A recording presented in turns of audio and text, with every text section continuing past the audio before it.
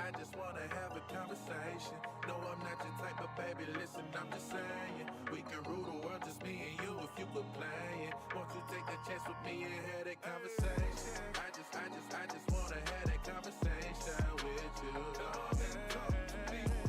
I just wanna have that conversation with you.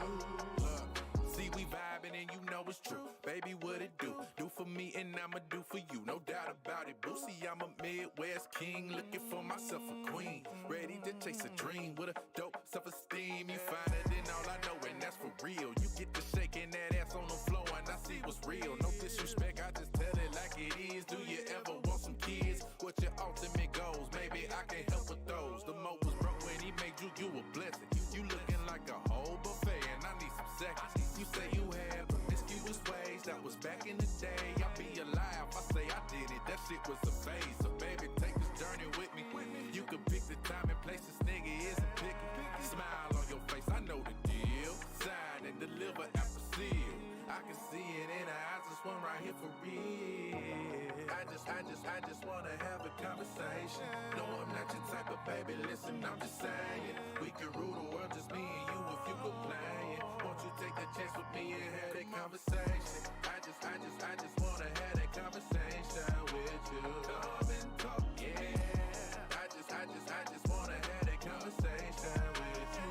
Lady, you so far ahead of these others, just like a ship on the horizon. Picking up on your vibe, signal stronger than Verizon. All the thoughts that I've been contemplating, ain't no time for faking or debating. You the one, ain't no mistaking. Look, I see you swag different. Always carry yourself like you ready, you know the mission. I had to know you, I'm tempted. I can see why you timid. Hold up now, baby, listen. Just take that dance with me, I can show you that there's a difference. I'm locked in. I throw away my player ways because you pop in. A shooter always shoot a shot. With you by my side, I guarantee we'll reach the top. I put that on God and then I'll give you all that I got. So baby, take this journey with me. You can pick the time and place, this nigga isn't picky. Smile on your face, I know the deal. Sign and deliver after seal. I can see it in her eyes, this one right here for real. I just wanna have a conversation. No, I'm not your type, but baby, listen, I'm just saying. We can rule the world, just me and you, if you quit playing. Won't you take a chance with me and have that conversation? I just wanna have that conversation with you. Come and talk, yeah. I just wanna have that conversation with you.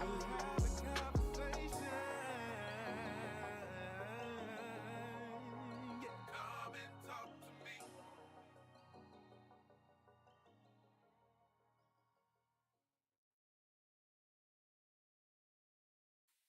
Welcome to the Behind Them Sticks podcast, brought to you by TSWS Gaming. Come and talk to me. Lennard Ray. That's your name. Come and talk to me.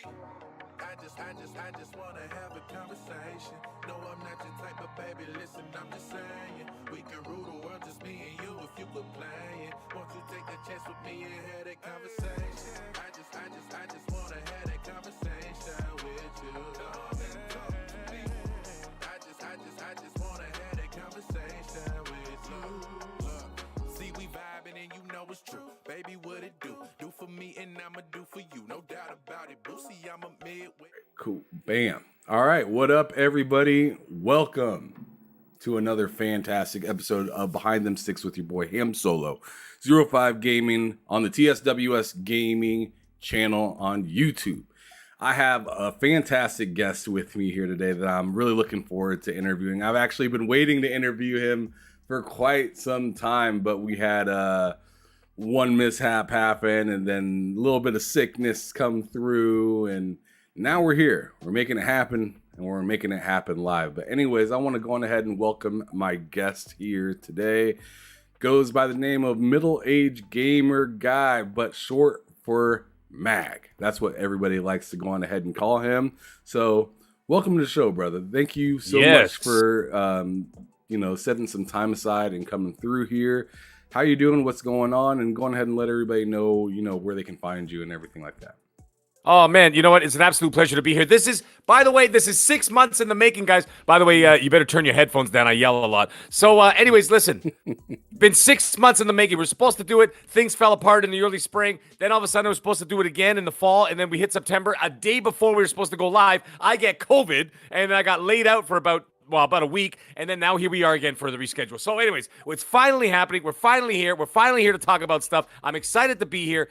Guys, anybody who's watching the show, you know where to find me. You see all my shenanigans on Twitter, Middle-Aged Game Guy. That's with a GY at the end. Obviously, you know where to find me. You look for the next videos. Trust me, they're coming soon. As soon as tomorrow. There's going to be, actually, I'm going to be launching one tomorrow, so we're going to see how that goes. Because, you know what? There's been a lot of news out there.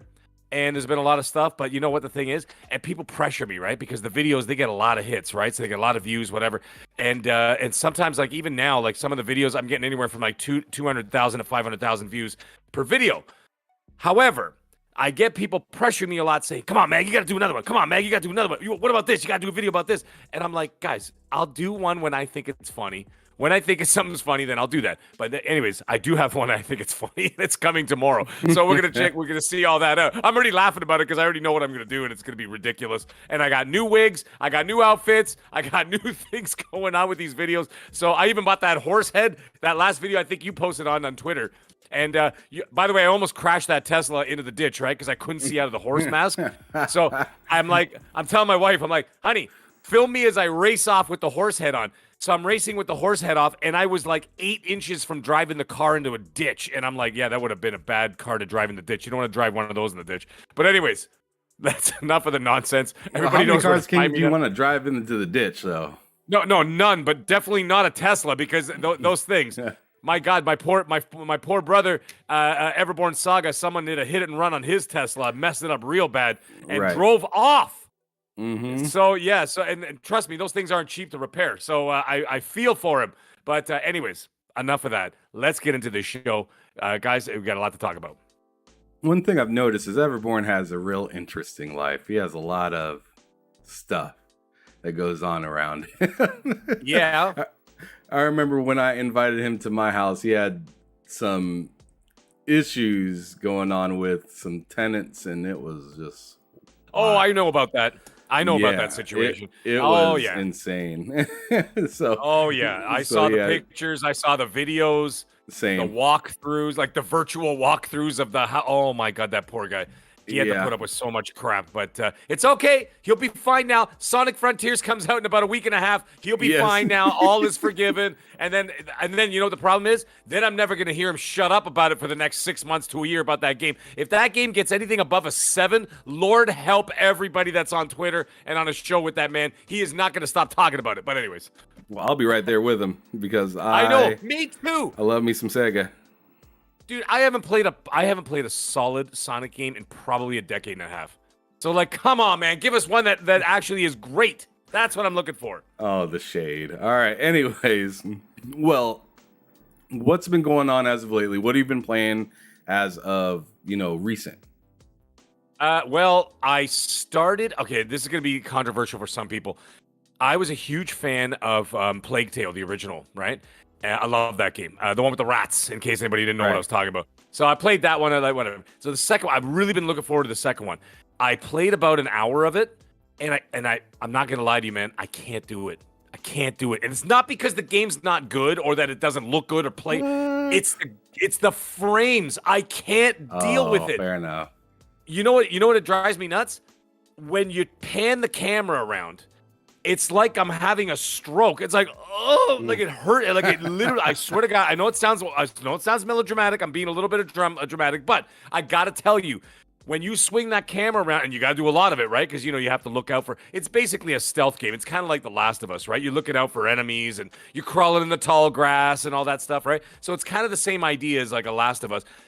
So the camera work is very important. Every time I move that camera, I feel like I'm going to throw up. I swear to God, I know it sounds crazy, but I've talked to Rand about this. Shout out to Randall Thor, scumbag. Anyways, sorry, him and I just have this. Him and I have this back and forth all the time. Yeah, I love it. Anyways, I love this slander. I love Randall Thor. Rand is so awesome. I love that guy. So, anyways, but yeah, we talked about it before. Like, he can't do 30 frames anymore. He goes, it literally hurts his eyes because what happens is it almost feels like it's like a strobe light in a club. You know what I mean? Once you hit No, I feel 60 you. and above, you start playing that, and then you're going back to like this 30 and you're swinging the camera around wildly. I'm like, whoa! It's just like this blur, and it's awful. Like, it was great. It was fine for the 360, but not now, guys. Not now. So I put it on hold for a minute, and I went over to Call of Duty's campaign. Call of Duty Modern Warfare 2 campaign, because I pre-purchased it like God knows how long ago, because those are games that you're gonna get, right? So it's not like you're not gonna buy it. So so I got the 1 week access early. I am 3/4 through the campaign, and I gotta tell you, I know why some people don't like it, but it's just a different game. It's not like that all-out warfare that you would expect from Call of Duty kind of deal with, big set pieces with planes crashing in the ground and tanks blowing up all over the place.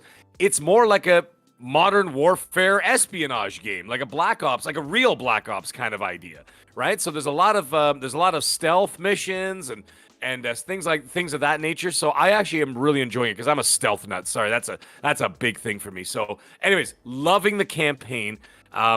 There's a couple of glitches and bugs I noticed with some pop-in and stuff like that, but nothing serious. I'm sure they'll iron that all out over the next 2 years. I because we're not getting, God. but we're getting one in like 2024, right? But I mean, either way, they're gonna have a lot of support for this game. I hear a zombies mode is coming next year. I'm excited for that. They're gonna drop a whole ton of DLC in there, and I have theories about where Call of Duty's going once Microsoft gets them. But that's a whole other conversation. That's what I've been doing, and of course, quietly waiting for Ragnarok on the PS5. Okay. I'm kind of curious. I'm kind of curious what you have in store for Call of Duty, like where you personally think it'll go. But before we get into that, I want to go on ahead and get into, some of the past things that you got into before you even got to this point in where you're making content and making these hilarious videos for everybody to check out, and kind of where all that started from. So let me actually ask you first, like, what was the very first console that you had at home? Very first console I had at home, 1979. It was Pong.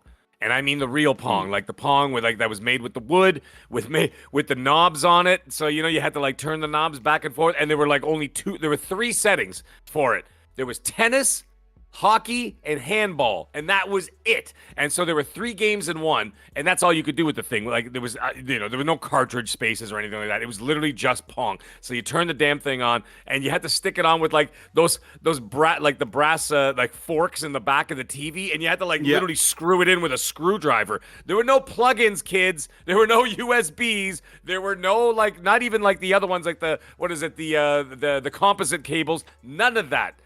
So it was real rudimentary, 1880s, electricity style, right? Yeah, but I remember those forks that you're talking about, because they have them? 2 of them. You put them into 2 different screws, because I had an old knob CRT TV that I had the contrast inside one and something inside the other.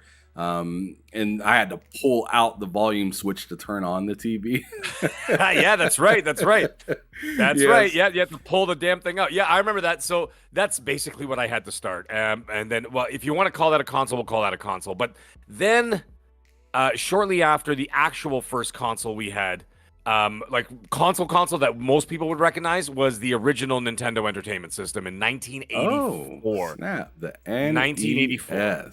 The real deal NES, and it came with Super Mario Brothers and Duck Hunt, right? The 2-pack game that came in the package. So we got, and it wasn't even mine, it was my brother's, but I mean, my brothers and I are a year apart. So basically whatever he got, I got, right? So we basically got that for his birthday. So it was fantastic. But and that's where the journey, honestly, the journey began around the Pong time, but really it started to take off when I started playing things like the Nintendo, with Nintendo, and it's funny because today you fast forward to 2022, I hate Nintendo. Hate them. I can't stand them. I can't stand their games. I can't stand their policies. Why? I can't stand their underpowered consoles. I can't stand the fact that they don't have speech in their games. Dude, I can't stand it, man. I can't stand them anymore. My kids, I have 2 kids, and they both have a Switch Lite, and every time they're playing that thing, I just want to step on it. That's how I hate that stupid thing. Anyways, whatever. I don't really hate it. I just don't like it. It's not my jam. So, you don't like the policies. What are some of the policies that you don't like? I don't like the fact that like 7 years later they don't reduce the price of their games at all. They're still like 100 up here in Canada. They're still almost $100. So in the US, you're talking about like $70 a game. It's not really a policy. It's just the way they are because I think that Nintendo treats their product more like a toy as opposed to like software. You know what I mean? Like if you buy a teddy bear, it's $10 today, and 5 years from now, 10 years from now, the teddy bear is still $10, right? Or it goes up. But it's not like, after a month, the teddy bear goes 30% off. It doesn't do that. But software, traditionally, software does go down in price. Nintendo, they're still selling Wii U games for $100 up here. You know what I mean? Like, come on, man. Like, guys, get with it. I mean, they're doing just fine. It's just not my jam. You know what I mean? Like, I don't play Animal Crossing and all that stuff. It's just not my thing. So I stick with the Xbox and the PlayStation 5. So, but anyways, it seems like I mean, I see what you're saying. It does seem like they kind of purposely keep things dialed back so they can maintain the same price of certain things. So, like, why would they come out with something that's like 4K 60 and spend more money themselves when they can just make a new game on the same old hardware, so it makes those previous games still seem new, although they are old as hell. Exactly. That's another point that I dislike them greatly for. And it's just they have no interest in moving forward. I've already said this again a bunch of times, and I know some people don't like it, but hey, I'm going to say it anyway because that's what I do. I think that if the Japanese still had control of the market, we'd still be using cartridges. And we'd still be playing games that are not pushing the technology forward. It is the not North American, excuse me. I'm going to take that back. I'm taking that back, folks. The Western society. So we're going to talk about all of Europe, the UK, Australia, bits of South America, and of course North America. That I would consider that the Western world. They're the ones that are pushing the technology forward. They're the ones that are pushing the innovation forward. They're the ones that are making all the breakthroughs in storytelling and innovation and stuff like that. I'm telling you, I know the Japanese are doing it too, but it almost seems like the Japanese are playing nothing but catch up for decades now because North America just pushed right past them and just said, oh no, hell no, we're taking over this industry. And they did. Because the biggest players in the game, I understand that Sony is a Japanese company. I get it. But the majority of their games, their bangers, where are they from? They're from the United States, right? That's where all their big games are from. Naughty Dog, Sony Santa Monica, Insomniac, the biggest games in the world. The best games in the world. Xbox, same thing. Coalition. 343. Well, maybe not, 343. Actually, I'm not going to say anything bad about 343. I thought Halo Infinite was great. 343. Playground in the UK, right? Best games in the world. Best looking games, best performing games, best stories, all that kind of stuff. I mean, stories are kind of, that's subjective to whatever culture you're interested in, right? Like, I don't like anime. I don't really get it. But, like, there's a lot of people who enjoy that story medium, right? And I'm not going to fault anybody for that. But, those kind of things. But when it comes to the industry, Japanese got it ass backwards. Like, Nintendo is ass backwards, and look at companies like Square. They're not pushing anything. Their innovation is garbage. I don't think they're very good. I already got that Forspoken game for the PS5. I'm really excited to play that. But the Forspoken game was basically made by mostly non-Japanese developers that were helping the studio out with this game, right? And like the Final Fantasies and stuff, they're great, but they're not great, right? They're just, I don't know. It's just like the status quo. Somebody that tells the truth about that, because, like, to me, like, I see the history with Final Fantasy, but I don't exactly understand why it's like so-called great. And like at this point still, like, I understand like the 7 of old back on the original PlayStation and some of the newer ones that came out that made you get like a whole bundle, like the PS2 one, it made you get the whole like broadband adapter and everything with it and whatnot. Yeah.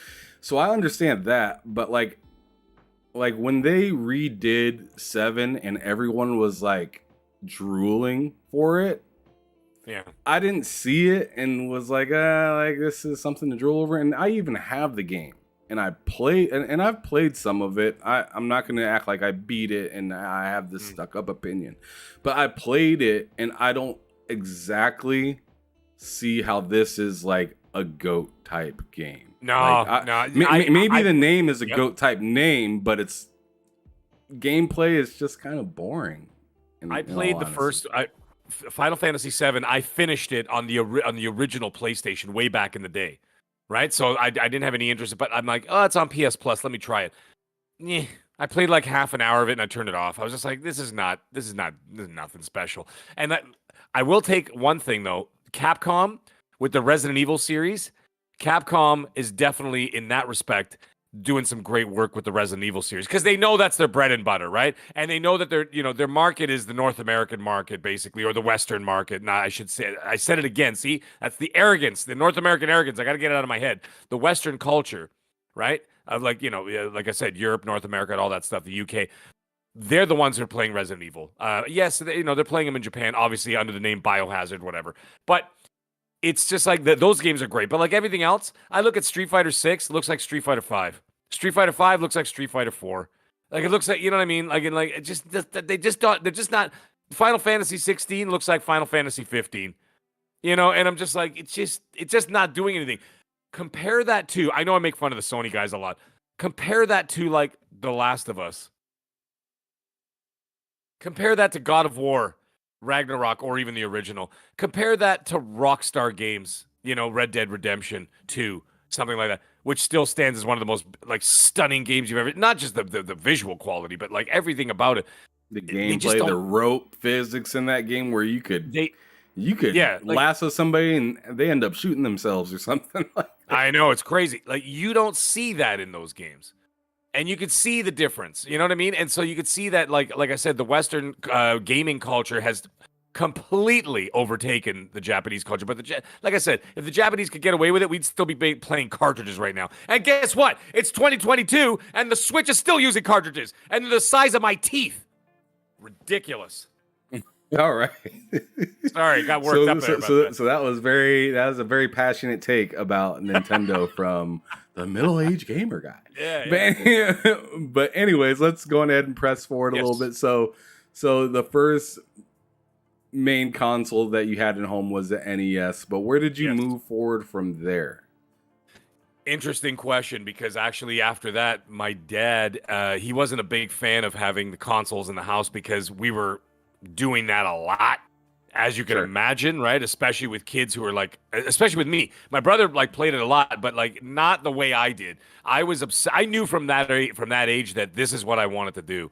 You know what I mean? Like I wanted to play games, and I wanted to. I mean, not do it like I wanted to make games. I just wanted to play them, and it was getting in the way of stuff. So like every time my dad would come home or was somewhere, we were playing the Nintendo. You know what I mean? We were supposed to be in bed. Right. We were playing Nintendo. Well, guys, so eventually he started getting pissed off. He wouldn't let us have anymore. And the thing is, eventually got to the point where we had a PC. And my dad had a PC, but he used it for different things. However, he did buy this one game called King's Quest. And if anybody remembers that, like the Sierra games, early games from the 80s, and it was a 3D action, or not action, but 3D adventure game. And in order to do now here's a funny story. In order to play the game and to do stuff, you walk around with your character and all these different screens and stuff. And like it was this big wide open. It was basically like The Witcher 1985, right? So it was that kind of vibe, but pretty amazing tech for the time. If you wanted to do something, you had to physically type it, right? So if you wanted to look at the tree, you would have to type in "look at tree" or something like that, right? And so when you did something like that, then you could, that I started to learn how to type.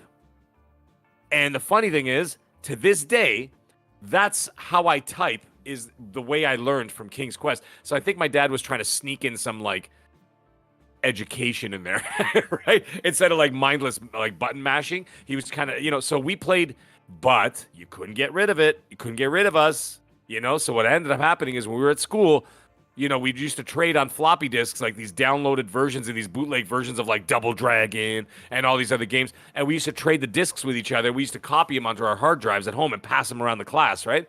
And so what I did is, so that my dad would never find out, I created a sub file. Can you imagine this? I was like 9 or like 10 years old. Created a sub file on the computer where I had like all the bootleg video games on, like Montezuma's Revenge and, like I said, Double Dragon and stuff like that, whatever. And I used to play those games on there. And so I played on the PC for years. Then the next console I actually bought, because I at that point I was getting older. I was in my geez, I guess I was like almost 20. I guess I was 20. I don't know. When did the PlayStation 1 came out? Was it like 94, 95? The first PlayStation? I believe that came out in 90. I want to say 95. So I'm 95. Curious. I'm gonna look that up real quick. I think it was 95. So I was already 20 at this point. So now expendable income was starting to come in. I was working, doing stuff, right? So I bought my own. So that was when I looked at it, and then what I did is I already had a TV in my room anyway, with a VHS, if you can believe that. So I had it in there, whatever, and I bought the PlayStation. So December of 94, so pretty much 95. Okay, all right. So yeah, close enough. So yeah, so I had the PlayStation 1 in my room, and no one would see it. I had it hidden like behind the TV, right? And then the cord coming around because there was no wireless controllers in those days, and that was like my first owned console that I actually purchased. And man, that changed everything. I never looked back ever since. I never looked at a PC ever again after that. It was all console after that. It was PlayStation 1, PlayStation 2. I skipped Nintendo. I was done with them after that. So after the NES, and then my friend had a Super NES, played that. But that was all done with. But yeah, so then I moved on to PlayStation 1, PlayStation 2. And then I never got an Xbox. An original Xbox. I borrowed one once, and I hated that Duke controller and stuff. I'm like, man, this is not my hater. thing. No, I hate it. It's at the size of my head, and I'm like, I can't do this. So I'm like, I was playing PlayStation 2 at the time, and then I went from there. Ironically, I went to the Xbox 360 because I saw that came out. I saw a friend who had one, and I'm like, what the hell is this thing? This is amazing. And he's like, oh, it's the new Xbox. So I'm like, all right, let me try it out. No joke, the next day I bought one. So, and then that was it. Then it was like the Xbox era. So, sorry, I'm giving you like this whole history. So, it was like the 360 and then the Xbox One. But I mean, I still had a PS3. Like, I still bought a PS3 as well. And of course, I bought a PS4. So, I mean, I had both, but like the majority of my gaming was on Xbox from 360 and on. Ironically, and this is kind of funny, this gen so far has been a 50-50, like, it's been a 50-50 divide, almost leaning more towards PlayStation, and not because I like it more. It's just I'm finding more experiences that speak to me right now on the PlayStation, ironically. I've been playing all the Xbox games. You know what I mean? Like, 2022 has been a garbage year for Xbox. I don't care what anybody says. People are like, oh, there's some great games on Game Pass. I'm like, they're all right. I'm playing them. Well, like the way I would like to put it is Game Pass is doing fine, but when it comes to like first party and like game experiences from Xbox is super duper still. Game Pass is like its own, like it's like a private sector. It's like a different area. It is. You're right. Like because that's like a mixture of first, second, and third party, games. So I'm not going to say Xbox has been doing great because of like I'm not going to say they've been doing great because of Atlas. Because that doesn't make any sense. They've been doing great because of Asobo and Focus Entertainment or Focus Interactive or what. No, that's not how that works. Like Xbox has been doing terrible when it comes to first party games. Yeah, but as for Game Pass, Game Pass is cultivating still. Yes. Yeah, it's its own entity. I agree with you. And in that respect, and the thing is, like I said, but for the other experiences, like for example, I'll give you an example. As a lot of people have pegged me as an Xbox guy, which generally I am. Like I said, from the 360 and on, I always lean towards Xbox. Still now, all my multiplayer games are all on Xbox, right? Like I'm playing Call of Duty on Xbox. I'm not gonna play that anywhere else. Where the friends are. I literally have thousands of people on my Xbox, like thousands of followers on my Xbox and friends. Right? So they're all there. I have people on the PlayStation. I have people on my PS5. Guess how many party chats I've done since I bought the PS5? One. Like 5? And it was one. One party chat. You know why? Because I was playing Fortnite with my son. That was it. My God. That was it, because he has a PS4 in his room. All right? That was the only reason. Other than that, I'm playing not first person games. Single player games. Right? Like never party chatted your PlayStation outside of your household. That's hilarious. No, I've never done it. Like, why? What? That's something that really pisses me off when I'm playing something, and you could see what I'm playing. Like, when I'm on Xbox or whatever, and I'm playing like a single player game, right? And then some guy comes on like, hey, I'm like, hi. And they're like, what are you doing? I'm like, dude, can't you see what I'm doing? I'm playing a single player game. I'm like, what do you want? I'm listening to the story. And they're like, oh, I just wanted to talk. I'm like, I'm not here to talk. And like, I mean, I'm not rude like that, but like, I make jokes. But like, I'm like, guys, I'm not here to have a conversation. I'm watching the game here. I mean, I'm playing the game. I'm watching him. Yeah, Master Chief is in the middle of a conversation, and some guy jumps in and starts talking to me. I'm like, hey, get out of here, man. The Master Chief is talking. Multiplayer, hit me up anytime, obviously, right? Because we're there to party, we're there to chat, we're there to play, do whatever, right? That kind of stuff. So on the anyways, all the jokes aside, on the PlayStation side of things, all I'm playing is single player games. What the hell are you gonna talk about? You know what I mean? Like, I'm not gonna get a party chat going and sit there and play God of War Ragnarok. Because what am I gonna tell you? I'd be like, hey, Em, check it out. Kratos threw an axe. Nobody cares. I mean, at that point, you can just screen share it and show me it. Really? Yeah, like, yeah. Go That's ahead. it. Like, what else are you gonna do? Right? So like I never open the party chats on that side. But anyways, what I was saying is a lot of those games spoke to me more so like, for example, I got The Last of Us 1. Well, The Last of Us 1 remake, which I was a big advocate against because their pricing and stuff. Someone actually bought it. Someone actually gifted it to me. So I got it for free. And I got it when I had somebody gifted it to you. They did. I would never pay $100 for that. That's what my buddy in the chat said to me too. He's like, "Yeah, my cousin gave me a gift card," and I was like, "Yeah, Matt like games. I see what you're saying there." He goes, "The PS5 party chat. It's a horrible experience." I wouldn't know because I've used it once. So I mean, like I said, it was with my son, and he's just going, "Daddy, go over there. Daddy, go over here." But anyways, that's funny. That's the dude I'm actually talking about right now. yeah. I see him right there.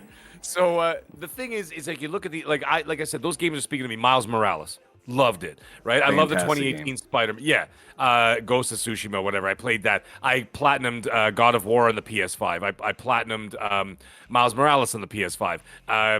Last of Us 2 and Last of Us 1 remake. I platinumed both of those. I platinumed Horizon Zero Dawn. And I platinumed Horizon Forbidden West. Like, I'm loving those games. And I didn't like Returnal. I thought I didn't like it. It wasn't my jam. But anyways, so far, my game of the year for 2022, so far, so let's all calm down, because I know some, people, Elden Ring, like, stands go absolutely insane. And then, of course, God of War Ragnarok is coming out. So we're gonna hold court here. Right now, Horizon Forbidden West is my game of the year 2022. And Wow. my friend, I'm telling you, man, and Kay Asante, who's on Primetime Gaming with me, he agrees with me. He says it's his game of the year 2022 over Elden Ring. And I'm like, yeah, I mean, I put 120 hours in Elden Ring, no problem. But I put in 140 or 150 in Horizon Forbidden West and liked it way more. And like I said, I haven't played Ragnarok, and I'm playing Call of Duty now. And Call of Duty's wonderful, but I'm not going to put that up against as like game of the year. You know what I mean? So, I mean, Call of Duty to me is just Call of Duty. It's just, it is what it is, right? It's awesome, and I love playing it. It's fun and addictive, and that's, I spend a lot of time playing it. But game of the year so far, Horizon Forbidden West. Oh, so, yeah, man. Horizon sorry, going okay to me. Come Forbidden on. West, like the. I mean, it was the prettiest game I probably played this year, hands down. Like, that's it was. for sure. Like I can't deny its beauty, but I wanted just more. Like I didn't like riding the animals in that game. I didn't feel like you really had any sort of like companion at all. So I come from a game like Ark Survival Evolved, where like you're okay, and I'm big into like, taming animals or having like some sort of like companion. And so whenever I was like making an animal on Ark or something like that, I'd have, my specific levels in it. I'd care about whether I got off of that animal and left it somewhere. And if it died, I was miserable about it because I put so much time into it. I did not get that feeling with not any animal or companion or something like that in Forbidden West. It was just like, if I left my mount somewhere, I just shrugged my shoulders and ran off. Yeah, fair enough. Just didn't like that, and I guess my main issue was probably just the combat. I just wasn't a big fan of it, man. I felt like I was shooting a million freaking arrows all the goddamn time. Sure, I was under leveled in some areas, but it was just like, man, I was just getting tired of that. The adaptive triggers, they were killing my hands by the end of that game. Oh my goodness, man, my hands were like dead at the end of the game when I actually beat it. I was just, because like I said, I was under leveled for that last one, so I shot what felt like 150 arrows and threw about that was probably why. I felt like I threw like 50 freaking spears or something like that. I was just like, goodness gracious. See, that's happy the this thing. game's Like, over. well, see, the thing is, if you 100% the world, which I did because I do that with all open world games, which is crazy. But that's another thing. I love open world games, and I love doing, like, I love looking at a map and I see all the little things I have to do, and I start rubbing my hands, going, you know what? Let's get her done, baby. Let's do it. I love doing it. I don't know what it is. I'm obsessed with, like, just cleaning out an entire map, right? And when I did that and started doing that and all the upgrades and all that kind of stuff, right? When I started doing all that stuff, it was that I was so powerful that by the end I was taking down these huge mechs. Well, these, you know, whatever they are, those giant, like, mechanical dinosaurs. I was taking them down no problem with, like, you know, a couple of spears and like a big move, like a big power move, and boom, these things were dropping. So, like, you know, it takes a lot of that. The final boss, though, was a pain in the ass, but that's besides the point. Anyways, sorry, that was like the longest answer. Oh man, it was crazy. But anyways, that was the longest answer ever for, like, what consoles I went through. Yeah. No, that was perfectly fine, and it's your history, so I can't can't tell everybody about that. That's all you. But as for, like, how you got into, like, actually making content, I'm really curious about at this point. Yes. Like, what the hell got you into making these, like, skits and stuff like that? Is that where it started? Or were you on, like, podcasts previously? Because you sound, and I'm sure, and I know you've heard this a million other times, you sound like you have like a radio voice or something like that. Like you've worked in some sort of industry like that. Maybe you have, maybe you haven't, but please explain. I got to tell you, no, I didn't, but I've always been a speaker. I mean, I've done like stage stuff when I was younger and all that kind of thing, right? But I never really did it as a career. Missed my calling, because I should have, you know, if I had gotten on YouTube 10 years earlier, I probably would have been a huge star. But God, you know, you missed the bus, you missed the bus. But anyways, the thing is, like Bitcoin, you know, too late, guys. You had to get it when it was 5 cents. Anyways, the thing is, I look at this situation. I'm like, I've been listening to these things. I started listening to Dealer Gaming. This is like way back when, like 2014, somewhere around there. Yeah, I think it was around 2014 or so. I started listening to Dealer Gaming, and then I started, because he was doing these little videos and stuff on YouTube, right? And I was enjoying it, and I'm like, all right. And then all of a sudden, Crap Gamer came around. And he started doing his videos, and like, you know, those little 4 or 5 minute videos he does with like a little gameplay. Him and Dealer were doing the same thing. And then from there, I found out that Crap Gamer had a show which was called what the hell was it called? Xbox something or other, Xbox Ultimate. I can't remember what it was called. Anyway, there was an Xbox podcast he had, and Mooch was on there with him. It was him, Mooch, was it that Xbox. breakfast one? No, it wasn't. No, it wasn't that one. That one came later. This was Xbox Nation. It was called Xbox Nation, and it was on Wednesday nights. And I started listening to that, and it was Crap Gamer, Mooch, Xbot 448. Oh man, I can't remember who else was on. A couple other dudes were on there, and I think even Ash and Luca was on there a few times, whatever, or maybe she was regular. I don't remember. Anyways, I started listening to that, and then all of a sudden, Crossfire happened with Mooch, right? And then all of a sudden, the M&C Morning started happening with those guys. So I started following them from show to show to show. Then, you know, then it started branching out, and all these other guys came out with shows. So now all of a sudden, like, you had Noof Nukem out there, you have your Dealer Gaming, you had your Colt Eastwoods, who was with Dealer at that time, whatever else. The Iron Lords showed up at some point, you know what I mean? Then Randall Thor showed up and and so I started listening to these shows, but then something interesting happened. It's funny.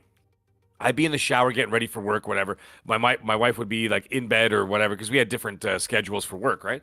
And so she could hear me talking, or I'd be downstairs playing a video game on mute, and she hears me talking to somebody, and she would come down and she'd go, "Who the hell are you talking to?" And I'm like, I'm talking to my phone. And I realize what's happening is while they're doing the podcasts and they're talking about something, I was agreeing or disagreeing with them and talking out loud as if I was on the damn show. And I can't, you know what I'm saying? So I'm like yelling at the phone going, Mooch, you're wrong. You don't know what the hell you're talking about. And I'm like, this is what's happening here. This is what Phil does. That, you know, I'm doing all this stuff. And she's like, she just like thought I was crazy. Eventually, at Christmas time, I open up this present and I get this box. Rip it open, and there is like a full legit studio mic. And I'm like, what the hell is this? And she says, this is the kick in the ass that you need. She goes, get your ass on the air. And I'm like, oh, I'm not doing that. You know how long it took me? It took me like a year to build up the courage. Then my birthday came around, and what does she buy me? She buys me the arm, and then buys me a 4K camera. And then she was buying all these things, and she's trying to push me, you know what I mean, to get onto the YouTube and do these shows. And so then all of a sudden, I finally got the courage for it. I'm like, you know what? Fine. I was listening to Noof Nukem's Gaming After Dark, and he lost his co-host, right? And he gained Titan Drago. So it was him and Titan Drago. And then I just, out of nowhere, I just DM'd him. And I'm like, hey, man. I'm like, I know you don't know who I am. And I've never been on a show before. I'm like, I'm just throwing my hat in the ring. Give me a shot. Please, just give me a shot. And then he's like, he messaged me back. And he's like, yeah, I don't know who you are. He goes, do you have like a microphone and like a pair of headphones? I'm like, dude, I got all the stuff. I got a new laptop. I got a new PC. I've got the camera, the mic, the whole 9 yards. And I'm like, I think I could do this. I'm like, I've listened to so many of these shows. I figure I could figure this out, right? I'm like, let me do this. I go on the show. I'm nervous as hell. I probably went to the bathroom like 6 times, like 10 minutes before the show happened because I was so nervous. There's all these people in the chat, whatever. Nobody knew. Everybody's like, who the hell is this guy, whatever. As soon as I started, it just happened. It just happened. And then I remember it just worked. And then Noof DM'd me in the middle of like the first 10 minutes. And he's like, who the hell are you? And I'm like, dude, I don't know. It just kind of came together. It just happened. No joke. The next morning, I get this call. Or not a call, excuse me. I get a message from Mr. Boomstick XL, right? From all his shows, right? Double Barrel Gaming. And he messaged me. He's like, dude, I heard you on the show last night. I want you as a guest on my show next week. And I'm like, what? I'm like, that's crazy because Boom's channel is like big compared to like, like Noof's, like 5 times, 6 times the size of, actually almost 8 times the size of Noof's channel. So I'm like, wow, what the hell? I go on Boom's show a week later, Primetime Gaming, and no joke, in the first 15 minutes, he DMs me and he's like, I want you as a permanent panel member on the show. And I'm like, oh my God. And so did Noof. So Noof picked me and Boom picked me in the same week as permanent panel member. So I was a panel member for Gaming After Dark and Primetime Gaming. And I still am with Primetime Gaming. Actually, we just did one last night. And it's been 2.5 years now I've been on that show. Noof's show I left because of scheduling conflicts. So I couldn't do that. That sucks. But because that show was like legendary. We did some crazy stuff on there. As for making my own content, I decided to stay away from YouTube because the reason why, I'm not doing it for the money. I'm not going to lie to you. I don't need the money from YouTube to do this kind of stuff. I got my own career. My wife's got her own career. We're doing just fine. I don't need the pittance that YouTube was going to hand me. And then, of course, all the times that they were going to demonetize me and shut me down for the things I say or the music I play or things like that of that nature. Because a lot of my videos, they have like licensed music or whatever, right? I can get away with that on Twitter because nobody cares. I'm not making money off it, right? That's why I stayed on Twitter.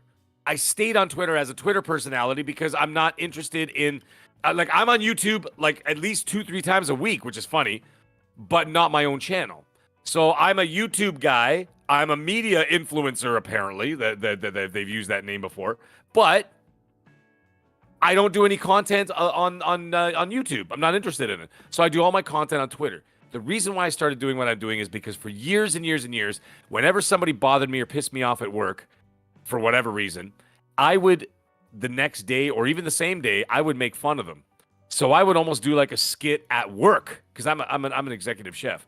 So we'd be in a restaurant in the back, right, in the kitchen and all that stuff. It's rough back there, right? So we'd be making noise and do all kinds of crazy stuff. So I'd be making hella fun shit of people back there. Oh yeah. So we've been doing all kinds of stuff. I've worked in the kitchen. I know what that's like. Oh yeah. So dude, I've been doing it for almost 30 years. So I'm a soldier I've been in the trenches for a long time. So yeah, so like doing all that. So I'd be making jokes. I'd be singing songs and changing all the lyrics to like whatever that person did that pissed me off, or I was making fun of them because they went off on a tirade about stuff, and people started laughing at that stuff, right? So then I started getting in these communities, the gaming communities, and I'm watching like specifically the PlayStation, like the toxic, not the regular PlayStation, because I got a lot of PlayStation fans who are on my PlayStation, on my PS5, and they're wonderful people. They're great gamers, awesome people. It's the toxic guys that are hilarious because they get so extreme with their thoughts and the way they act and the stupid things that they do, and sending dick pics to to developers because they're upset with them or whatever. I'm like, who does things like that, right? These people are begging to be made an example of. So I started doing stuff like that, and I'm like, you know what? So I remember one day I told my wife, I'm like, honey, get my phone. I'm like, and she's like, why? I go, I need you to film this little thing. I'm making this little joke about these PlayStation guys that have been talking all this like smack on Twitter and on YouTube and stuff. I got to make fun of them. And it started there. And the first couple of videos, they start like almost instantly. It just seemed like that people had gravitated towards them. And I'm like, wow, this is pretty good. And then all of a sudden, when I started doing more and more and more, and I started getting more elaborate with like the wigs and the ridiculous outfits and the music and and the silly antics and the stunts. Like I said, I almost separated my shoulder jumping off my balcony in the backyard because I was doing an Uncharted video, right? And I was Nathan Drake, and I even had the whole outfit, like with the gun straps and everything and the backpack. And I literally threw myself like Nathan Drake did, but I threw it off my balcony in the back and landed on the grass and almost separated my shoulder. Stuff like that. So I started getting more wild and more like crazier, and then it just took off. And then everybody was like, dude, you got to put it on YouTube. You got to put it on YouTube. I'm like, I can't.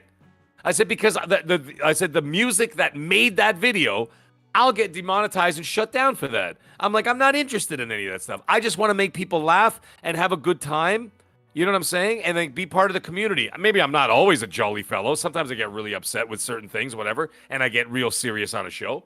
But for the most part, I just do it for the laughs and for the good time and be part of the community. The funny thing is, if I fast forward from 2014 to 2022, the craziest thing that's happened is that all these guys that I idolized, they're all friends of mine now.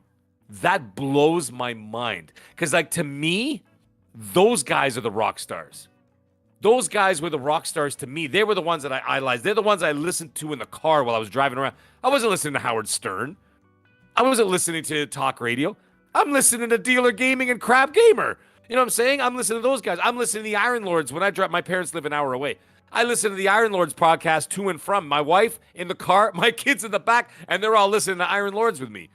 You know what I mean? And like that kind of stuff. Randall Thor, same thing. I listen to Rand while I'm when I'm playing an open world game that I don't have to listen to dialogue and I'm just cleaning up the map. I mute the game and I just listen to podcasts. NLG, Next Level Gaming, good friend of mine, Mike Mullet, as I like to call him. I was checking out a show just the other day. I had one of the dudes that he really enjoys talking about, and because NLG bro really likes like his old school Xbox and stuff like that. Yes, he was playing. He was really getting into Outrun and talking a whole bunch about that game, and he mentioned this dude named Master System Marceau, and I ended up having him on the show this last Tuesday because he has dope people in the community just come in, he'll spotlight some people and stuff like that, and I'll take away from that spotlight and be like, you know what, I'm gonna spotlight you over here too, why not?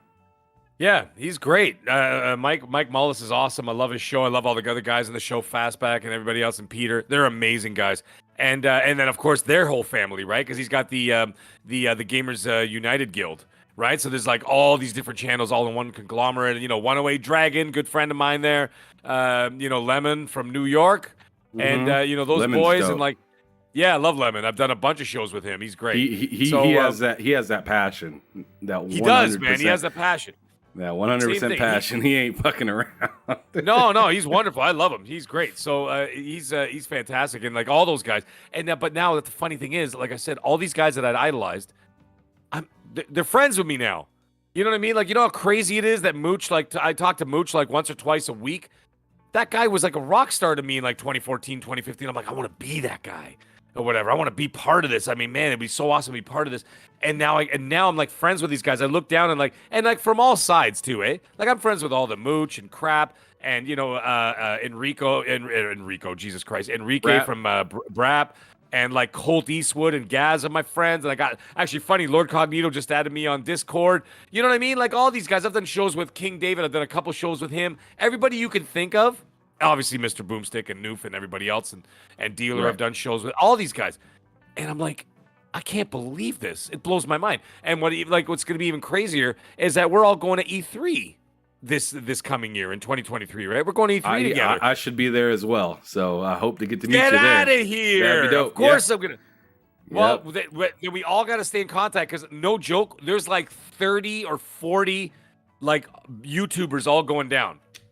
Like we're all going down. Everybody's going down. Like even all the people from Primetime Gaming, all those guys, Everborn, Keasante, Wandering Dutch, even Cybernox, and obviously Boom, the Iron Lords, Gaz and Colt Eastwood. We're gonna hang out. All that stuff. We're all gonna be down there. So I'm flying out for 6 days to LA. So yeah, it's gonna be wild, man. So the crazy thing is, like, who would have thought? You know, fast forward from 2014, you fast forward to now, and like, I can't believe I'm not only part of this, but like. You know, well, I mean, I know I'm not trying to say anything stupid, but I'm like, just like some people like put me up in the pantheon with these guys, and I'm like, you guys don't like this is crazy to me. So like those videos really did something. You know, it speaks to a lot of people, and I think a lot of people need to laugh more and not take things so goddamn seriously. You know what I'm saying? Like, you know, like I even did a video where I was pretending to take dick pics myself, and my wife comes in the room. She's like, "What are you doing?" I'm like, "Oh, I'm just sending dick pics to Sony Santa Monica." Yeah, and then she beats the shit out of me with like a pool noodle, right? And so, like, you know, that kind of thing. Like, come on, man. Like, I mean, I know people are out there like way too serious in the world. Like, come on, man. Have a few laughs. You know what I'm saying? Like, just relax, enjoy. I'm not a PlayStation hater. I'm not an Xbox hater. I'm not maybe not Nintendo. But you know, those other guys, I love all that stuff. And I'm friends with everybody in the community. I haven't the only one I've shut out a few people. I've shut out a few people because they're too much. But like even like people like on the other side, like Saltiest Gaming and stuff. I'm friends with him too. I talk to him once in a while. Salty's great, man. He's like, you know, I mean, I know it's part of his shtick, right, to be that guy. Right, and he's even admitted that a few times. Like, yo, this is just what I do. It's just like, what he does, man. It's just what I do. And you know what? Like, if you're gonna come out and say it like that, then, you know, by God, do your damn thing. At least you're being honest. Yeah. Yeah, like whatever, man. So like I don't like, but like I said, there are some people who are aggressively toxic that I'm just like, no, sorry, no, like you guys are. This ain't it, buddy. You know, this ain't it with you. I'm cutting you out. Like, and there's actually one guy. I won't say names, but I actually walked away like off of a podcast because of this guy. I just like took the headphones off. I'm like, no, I'm done. Like, I couldn't deal with this guy. Damn. But anyways, yeah, no. He was some not aggressive stuff right there. Oh no, I already said. I said if he came to E3, I was gonna seriously. I said I would fight him right there on the E3 floor, and then put my hands up. Put my hands up over my head and go, "Go ahead, officer. You could take me away gladly." Oh my goodness. Calm down, Mac. Calm down. I'm just kidding. I would not fight the guy, but he definitely won't be eating at my table. That's for damn sure. But anyways, that's why I do what I do. Don't get yourself kicked out of America. Are you crazy? I'm half American anyway. Relax. I'm an American citizen and a Canadian citizen, so I'm all good. But anyways, I would never do anything like that. I'm not like that. But anyways, all joking aside, that's why I do what I do, and that's how it all happened. And that's how it all started. I gotta say, my wife was the one who kicked me in the ass, who got me going. You know what I mean? Same here. Oh, nice. Yeah. My wife pretty much seen everything that I got, and I was just like wanting to like talk to people about gaming and stuff like that. And we keep moving. Like, I'm not even sure if we're done moving quite yet, just because of these different jobs that me and her have had. And yeah, man, she was just like, you got all this stuff, you have all these games, like, talk to somebody about them. And, you know, like, if you want to do like podcasting or whatever, I support it. And then I told her, I was like, well, if I'm going to do this, like, I'll be needing to go to like events and like go do stuff. And I mean, I don't know if this will ever come of anything, but I mean, this is the opportunity for me to try. And you enjoy it? Yeah, I absolutely do enjoy it. And that's all that matters. and she supports me for it. So like I told her, yo, I need to go to this E3, and she's just like, when is it? And I told her, I was like, it's a little over a year away, and this was back in like June or something. I told her about it, and she was like, oh well, if it ain't next week, then we good. I was like, all right, yeah, we're good. Well, there you go. See, listen, you do it, you enjoy it. If you're like a huge YouTuber with like millions of followers, fine, that's what you do for a living. Go for it. You know, but if we're doing it, even the bigger guys, they're not making a fortune. Right. They're doing it because they love it. They love talking about this stuff. They love being part of this community. Do you know how good it feels when I get messages from like Egypt? No joke. Egypt. And like going, hey, Mag, I love your stuff, man. I love your content. This is fantastic. Just, shout out from Egypt. I'm like, Egypt? Jesus. There's people in Egypt watching me? This is crazy. You know what I mean? And I'm like, or like from all over the world. Japan. I got people from Japan, from Taiwan.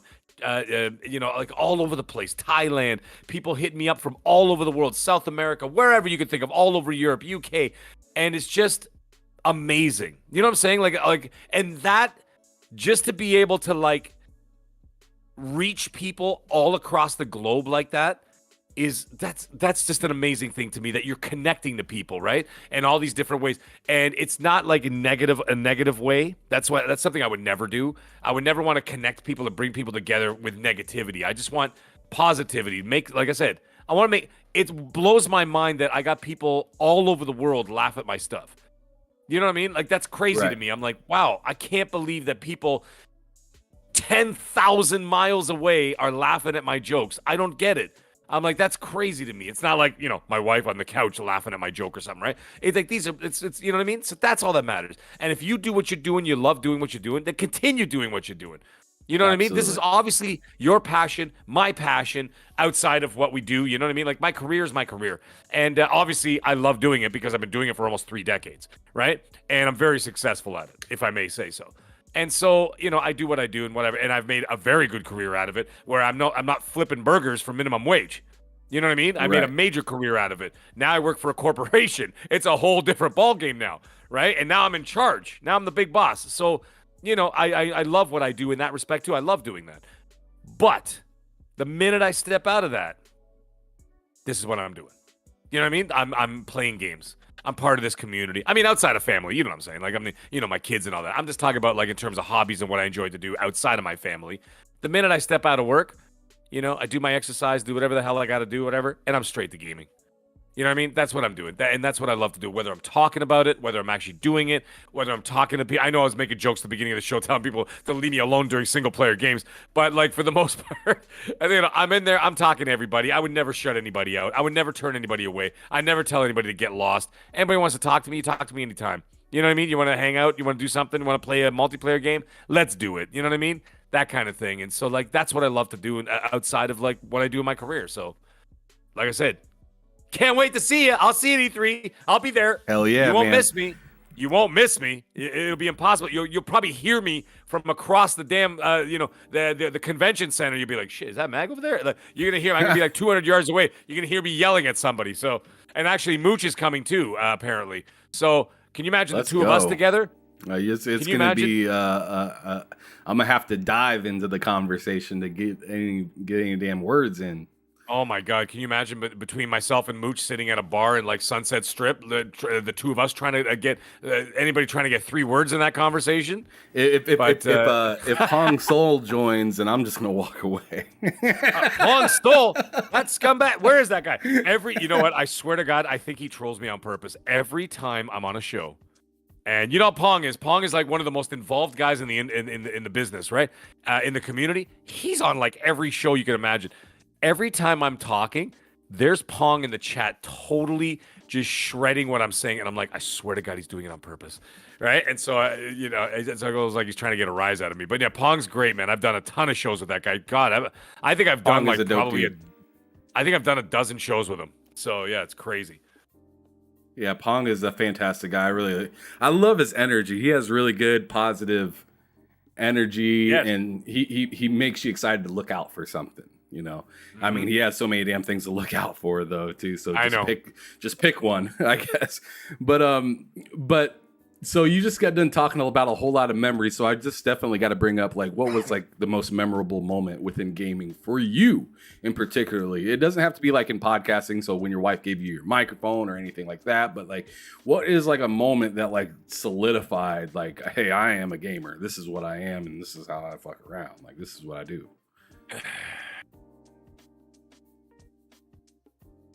I would say it's a toss-up of King's Quest with my dad and my brother, where I really discovered that games could have a story. Yep. And yeah, do your thing. When that happened, when I discovered that games could have a story outside of just, I'm going to jump and bash my head on a block and kick a bunch of turtles. With Mario or whatever. When I played King's Quest and I discovered, holy shit, there's a story, there's an end game. I have to save the not the princess, but I have to like get all these things to say, to be like the new king of Daventry or whatever, and like go on this wild quest and talk to trolls and do all this stuff. And I found myself at a point where I was in bed as a child, 9 years old, 10 years old, lying in bed saying, how the hell am I going to get that crown away from that troll? Right? And I'm like, how am I going to do this? Or whatever. And then I realized that it was gripping me. And that's where like the icy cold claws of gaming were digging into my soul. Right? And just saying, you're mine now, bitch. And you know what? It hasn't let go. It's like when the devil comes to call for your soul when you sold it. The same thing with gaming. That's when gaming showed up. The spirit of gaming just came and said, you're mine now. And basically like Shang Tsung, your soul is mine, right? Oh, there shit. it is. And I was done. And that was where it was. That's where I never turned back.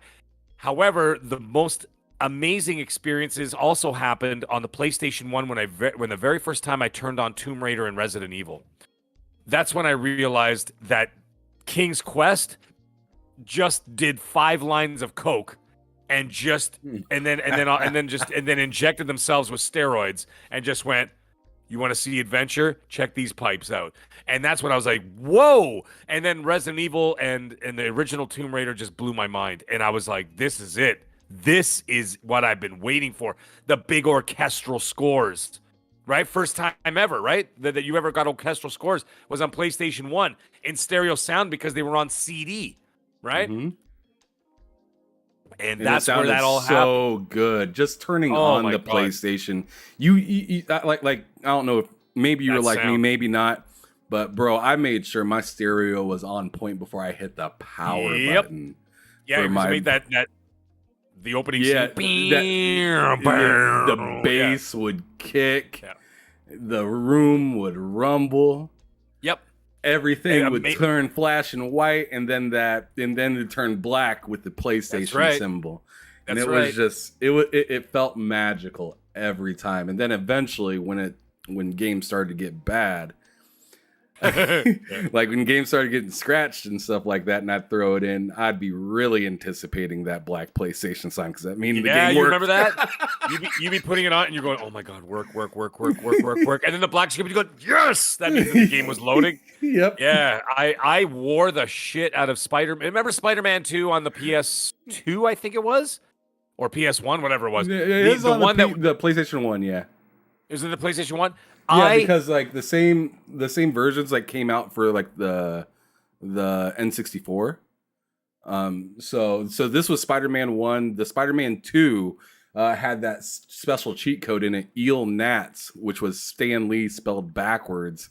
And you could make your person like completely invincible. I remember that one specifically for Spider-Man 2. Amazing.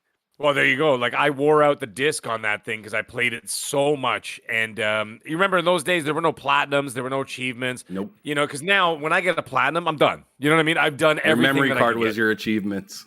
Yeah, right. That was it exactly. And then when I had, and then of course when I get 1,000 of 1,000 on Xbox, I'm done with you. You know what I mean? I'm moving on to the next thing because I've already done everything the game has to offer. But in those days, I would just play the endless loop of just rescuing people for months on end for no reason in Spider-Man 2. And yeah, I would always wait for that black screen to come on. I'm like, come on. And then it would do that and you'd freak out. But yes, those are my experiences. I would say King's Quest, Tomb Raider, Resident Evil. Playing those games changed everything for different reasons. I think King's Quest was more, like I said, the discovery that you could take this genre and not be a mindless 80s arcade style game and turn it into something that you could you actually had to think about. They created a world. They created like fairy tales and stories and things that it was a new avenue for entertainment. That's what it was. You always had movies and TV shows and books, right? At that time, and music, where you could get all the stories and whatever of art form. Video games hadn't done that yet, because video games were still the kind of thing you pop in a quarter, you're running across the street as Frogger, and that was it. It was basically just a time waster. Then when you started seeing that they could turn it into like an actual entertainment genre with stories and stuff, that's when it changed everything. So it started with King's Quest and was perfected with Tomb Raider and Resident Evil. Damn. Powerful. So that's a great way for you to have a memorable moment in it, because I mean that literally changed your life right there. Yes, it did. It did. So that's pretty damn phenomenal. So my next question to you would be like, what genre of game do you easily walk right by? So the way I set up this question is like, if you were to walk into a video game store and they had each game labeled by genre, almost like they do in movies. Remember Blockbuster back in the day? Of course. What would be the last genre that you would walk to? Without question, turn-based RPGs. You can throw me off a bridge before I play one of those. So Persona, you're not rocking with Persona or anything. When people were freaking out about Persona, like, yeah, it's coming to Xbox. I'm like, okay. So what else is coming to Xbox? I was just like, nah, this is not my thing. I can't stand those games. You know what else I can't stand? You know what else I hate? I hate survival games where you have to like feed people and do stuff like I can't stand that. Like, I mean, why am I going to want to play a game the dude gets thirsty 10 minutes later? I'm like, come on, man. I don't want to sit there and drink. Yeah, I know. And I know that's funny that you said that. And I'm like, I can't do it. Or like State of Decay 2, Mooch used to make jokes about it. He's like, I want to play the game. I don't want to feed Ethel because she's sitting on her ass in the base and not doing anything. And I'm out there killing zombies. But I got to go get her a can of beans because she's bitching to the sheriff that she's hungry. And I'm like, that's not a game to me. That's just not my thing. Now, that's, like I said, that's my personal opinion. I know you play art. So, like, and that's obviously your jam. That's your thing. Go for it. I just can't do it myself. That's it. That. So turn-based games, and do you call them survival games? Is that what you call them? Like the ones where you have to, like...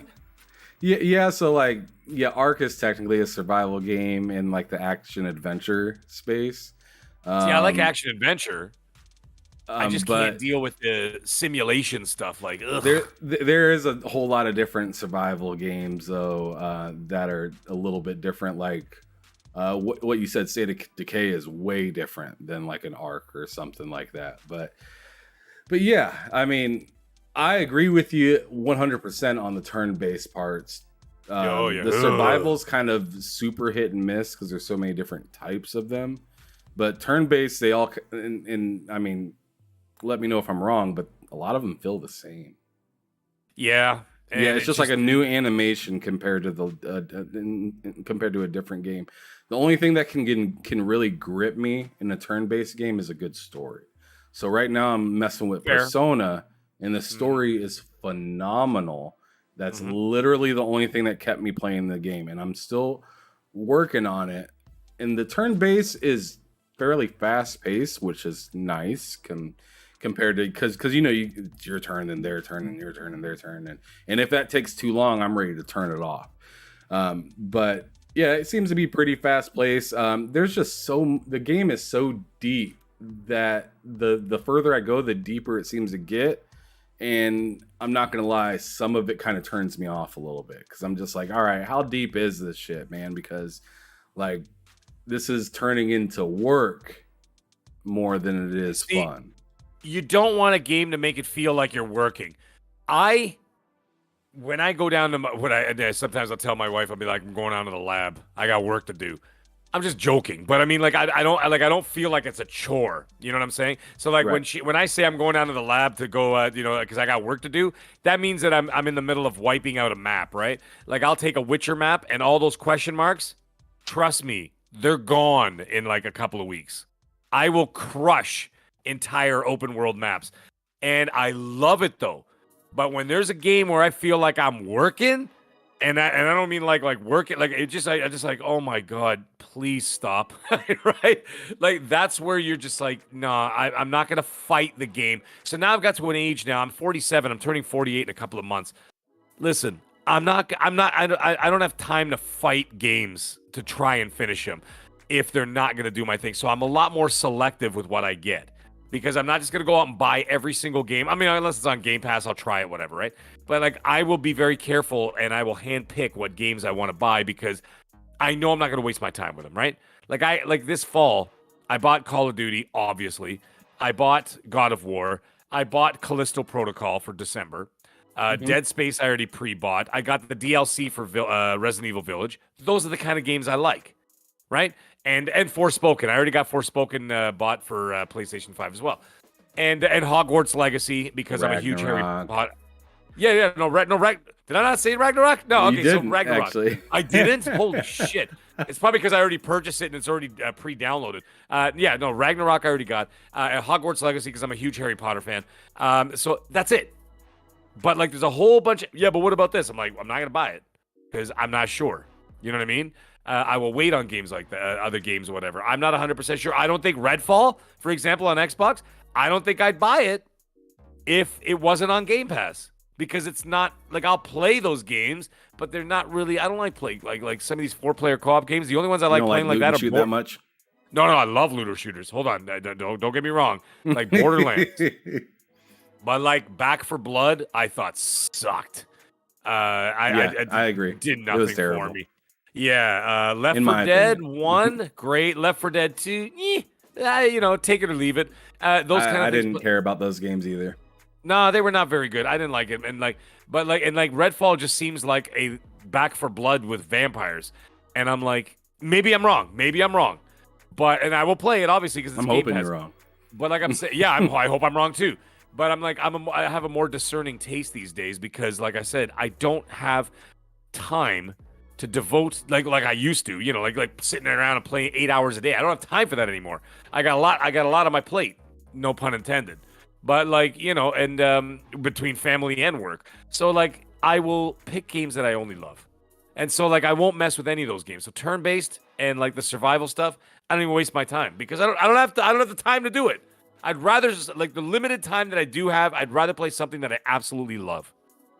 Matt in the chat, back for a dud. I see it, back for a dud. Yeah, he's absolutely right. God damn it. I played that game for 1 hour and I said, sorry, boys, I am out. This game sucks. Yeah, see, Offline. me and 3 other people played this game for like an hour and a half, and we were having a good time until we turned it off. And then once we turned it off, we never turned it back on. We never came back because we were like, we had fun. And then like a couple of us turned it back on to get back on. And I hate card systems. I hate things that are like, use this card for 10% stamina and like stuff like that. And then the next time you hop in a game, you don't have that card available again. So so like the way you were going around crushing things is now differently. Like the game is forcing you to play differently, and I don't like that. Like, give me my controls, give me what I can do, and just let me do it. And if I can upgrade, sure, but I don't want to downgrade and then re-upgrade and then downgrade again and like just be on this constant like very not smooth path, I guess is the best way I can put it right now. Yeah, don't like it. But you were saying something about like PlayStation and how you're really enjoying their games. I'm kind of curious, like, yes, where are you at on the future of Xbox? Like, where do you think that's gonna kind of lead? Do you think it's gonna it's imminent? Like, is it like coming in kind of hot, or do you think that it's gonna be a slow build kind of thing? Well, they've been slow building for a very long time, so now it's time to strike. And they got to strike this year, 2023 and beyond. I think Xbox is going to be a juggernaut beyond words. Their competition was never going to be Sony. They're just sort of in the same ballpark, but at the same time, their competition going forward is going to be the bigger boys, right? Apple, Google, Amazon, Meta, those kind of things, right? That's what they're going after. Not going after. That's what they're going to be competing with. I understand that those companies are not in the same gaming space, but there are people that investing 10 cents. You know, they're a big problem out there. We don't want them around here. All right, nobody wants them around here. Nobody needs that. Whatever, you know, the Chinese government. We don't need them involved in what we're doing in that respect. I understand that China financially basically runs the world. I get it. You know, and basically North America are their number one consumers. I also get it. But, you know, like, anyway, that's what we got it. That's why we have to focus on. But I think Microsoft is going to be, and Xbox are going to be the dominant force moving forward.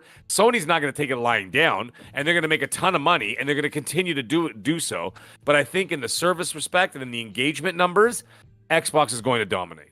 There's no question. Do you think they're going to overtake Sony, though? Do you think that's a possibility? In different ways. I still think, now the reason why I'm saying that's why I'm saying engagement. I think that the online structure, the cloud gaming, the streaming, all that stuff that you would expect from Microsoft, they're going to dominate in that respect. PlayStation is going to do just like look at Nintendo. Nintendo hasn't innovated shit. No. And they're still the number one selling consoles, number one selling games, first party games. No one can touch their sales, right? They're doing incredibly well because they went this way. I think that Sony is going to continue to be the more traditional console where you're still going to have to buy the box. You still have to buy the disc or download it, the digital. And that's how you're going to play the games. Xbox is moving in a completely different direction. They're moving in that more North American style direction of your Netflix, Disney Plus, Amazon Prime, that kind of stuff, right? And they're going towards that service-based online, where, you know what I'm saying? So like eventually it's going to get to the point where there will no longer be an Xbox box, right? It's going to be just a brand name. And it's going to be on your TV. Well, I mean, it's already on your TVs and stuff, but eventually it's going to get to the point where the hardware is not even going to be there, period. Right? And that's where they're moving. So they're moving into this whole different direction. So I think in terms of like online cloud engagement, that kind of stuff, Xbox is going to absolutely crush. Right? Yeah. Whereas Sony is going to continue to make your Last of Us 3, but you're still going to have to buy a PS6 and buy the disc in the store or digital, and you have to sit down on the couch and play it that way. They're not going to change their ways because they cannot compete in Microsoft in the same way. So I think what's happening now is they're going in different directions. Still offering the same product, but they're going in different directions of doing it. So that's what I see. I got a question about that, but before I get to that, Matt in the chat says Sony will always have them be in console sales, but what he's saying is right. Engagement is king, and Xbox will get tons of it. He's literally saying exactly what I'm trying to say. Exactly. Is that the engagement side of it, your Call of Duties, your Candy Crushes, like all the ABK stuff that's going to happen, right? All of that is going to go to Xbox. Xbox is going to kill it when all those things come out and all these games as a service and all that kind of stuff. They're going to do great. Sony is still going to do amazing because they're still going to release Game of the Year style games like your Ghost of Tsushima 2, your God of War, whatever, maybe not 3, but whatever it's going to be. All these sequels, like Last of Us Part 3, which I'm so happy Neil Druckmann's working on right now. And then he's also doing a science fiction game as we speak, Naughty Dog. Insomniac and all their games, whatever. They're always going to be there, and they're always going to do incredibly well, and they will always speak to me because I personally think up to this point, that Sony first-party games have always been my favorite over Xbox games, right? That doesn't include third-party games. Third-party games will always kill. But, it doesn't mean I don't like them. I loved Halo. I thought it was great. I loved Gears 5. It was great. Gears Hive Busters was amazing, right? Absolutely. They were great games. They were fantastic games. But they ain't no Last of Us 2. To me, personally, they're great, and they're right up there. They're like in the pantheon of the greats. They're like neck and neck. But like those other ones speak to me more because I like the stories. Days Gone, believe it or not, one of my favorite games of last gen. A lot of people didn't like it. I loved it. I did. I adored it. Yeah, see, there you go. There's another one. Like a lot of people don't like it. I love that game. I platinumed that one too. But anyways, that's what's going to happen. Xbox is going to be dominating engagement, and Sony is going to be more like Nintendo. That's all there is to it. They have games as service, but I hear you say that, and the one part I got to push back on a little bit is that it seems that Xbox doesn't maybe see Sony as direct competition. Yeah, they're competition, but like similar to what the guy at Take-Two said, like we're in competition, and at the same time we're not really competing with them. Yes. So I see that from the Xbox looking at PlayStation, but when you turn the table, it seems that PlayStation is actually doing a lot of the same things Xbox is doing, almost in the sense that it seems like they're trying to chase them on certain aspects. Yeah. And I say that because of live service games. I also say that because of subscription service. I say that because of rewards program, backwards compatibility, and like, and I hear you saying, they're going on two separate paths, but it seems like Sony's seen that they were going on their own path and then kind of turned the shit back towards Xbox a little bit because they see them, making good money, good sensible money moves within the environment, and they don't want to just completely fall to the wayside and just let them get all the revenue in that direction.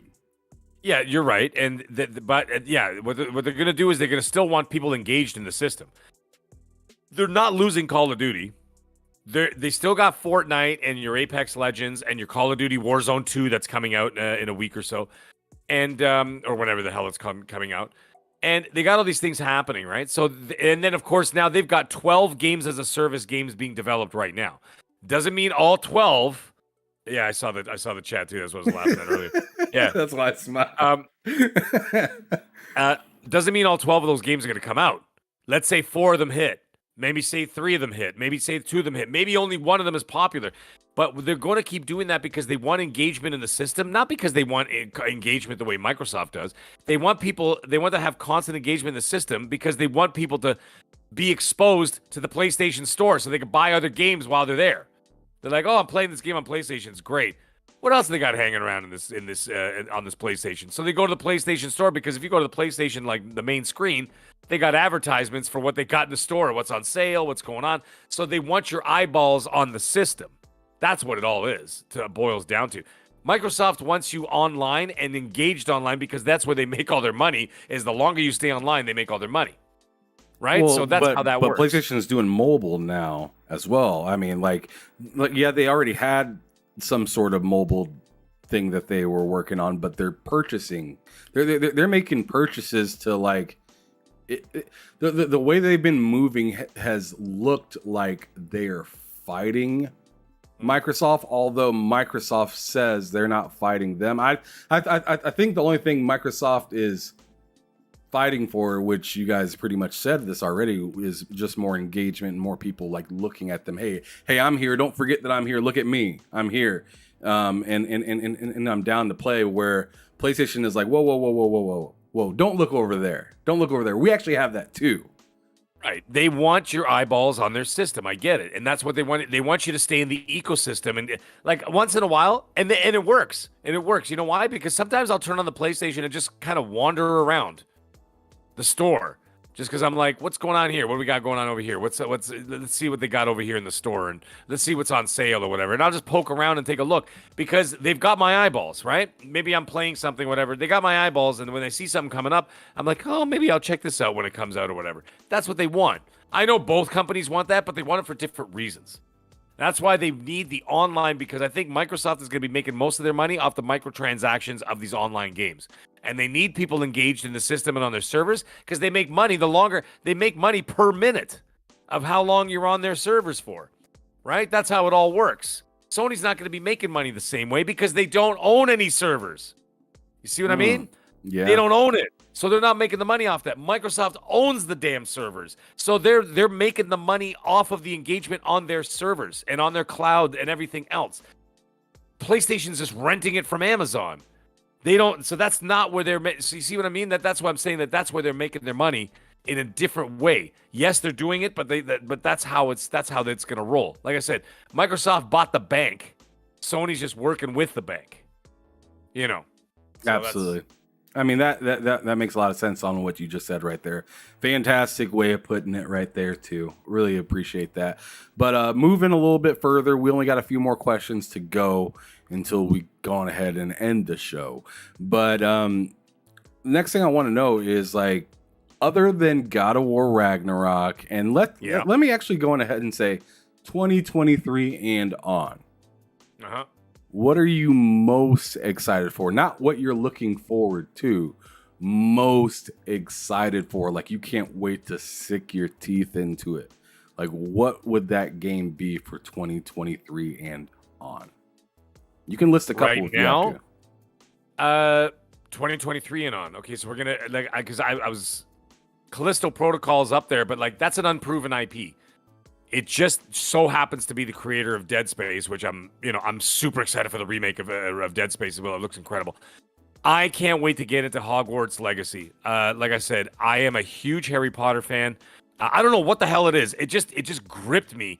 And I read all the books like 3 times over, the whole series over. I watched all the movies hundreds of times. I even saw the Broadway show of Harry Potter and the Cursed Child, and whatever. And I just to be part of that world again, and to be part of that world in an open world. Are you kidding me? I'll be lost in there for hundreds of hours doing stuff, doing spells, looking up little things, finding little Easter eggs all over the place, being able to explore the world that I've literally read every single square inch of. I know that entire world.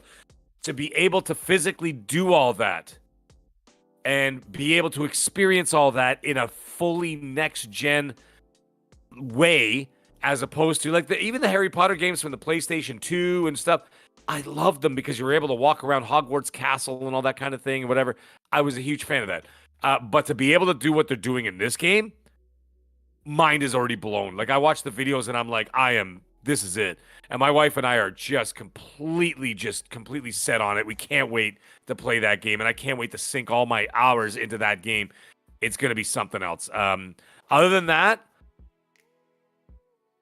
Starfield, again, unproven. I know that the developers and of course Todd Howard are very proven with their track record. Obviously, the Skyrims and everything else.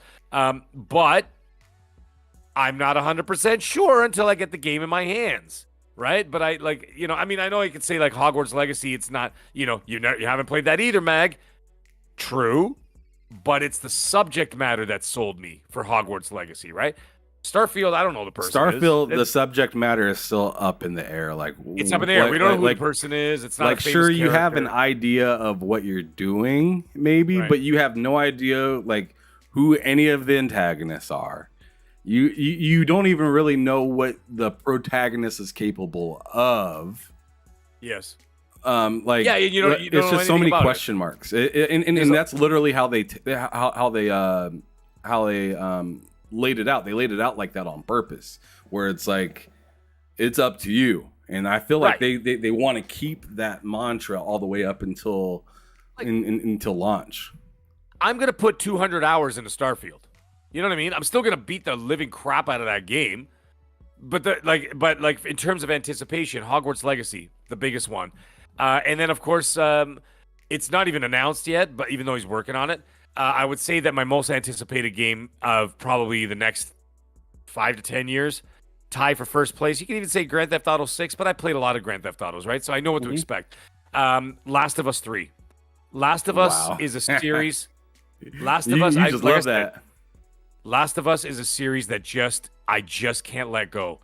I have played part 1 and 2 probably about 4 or 5 times each in their entirety and platinumed both.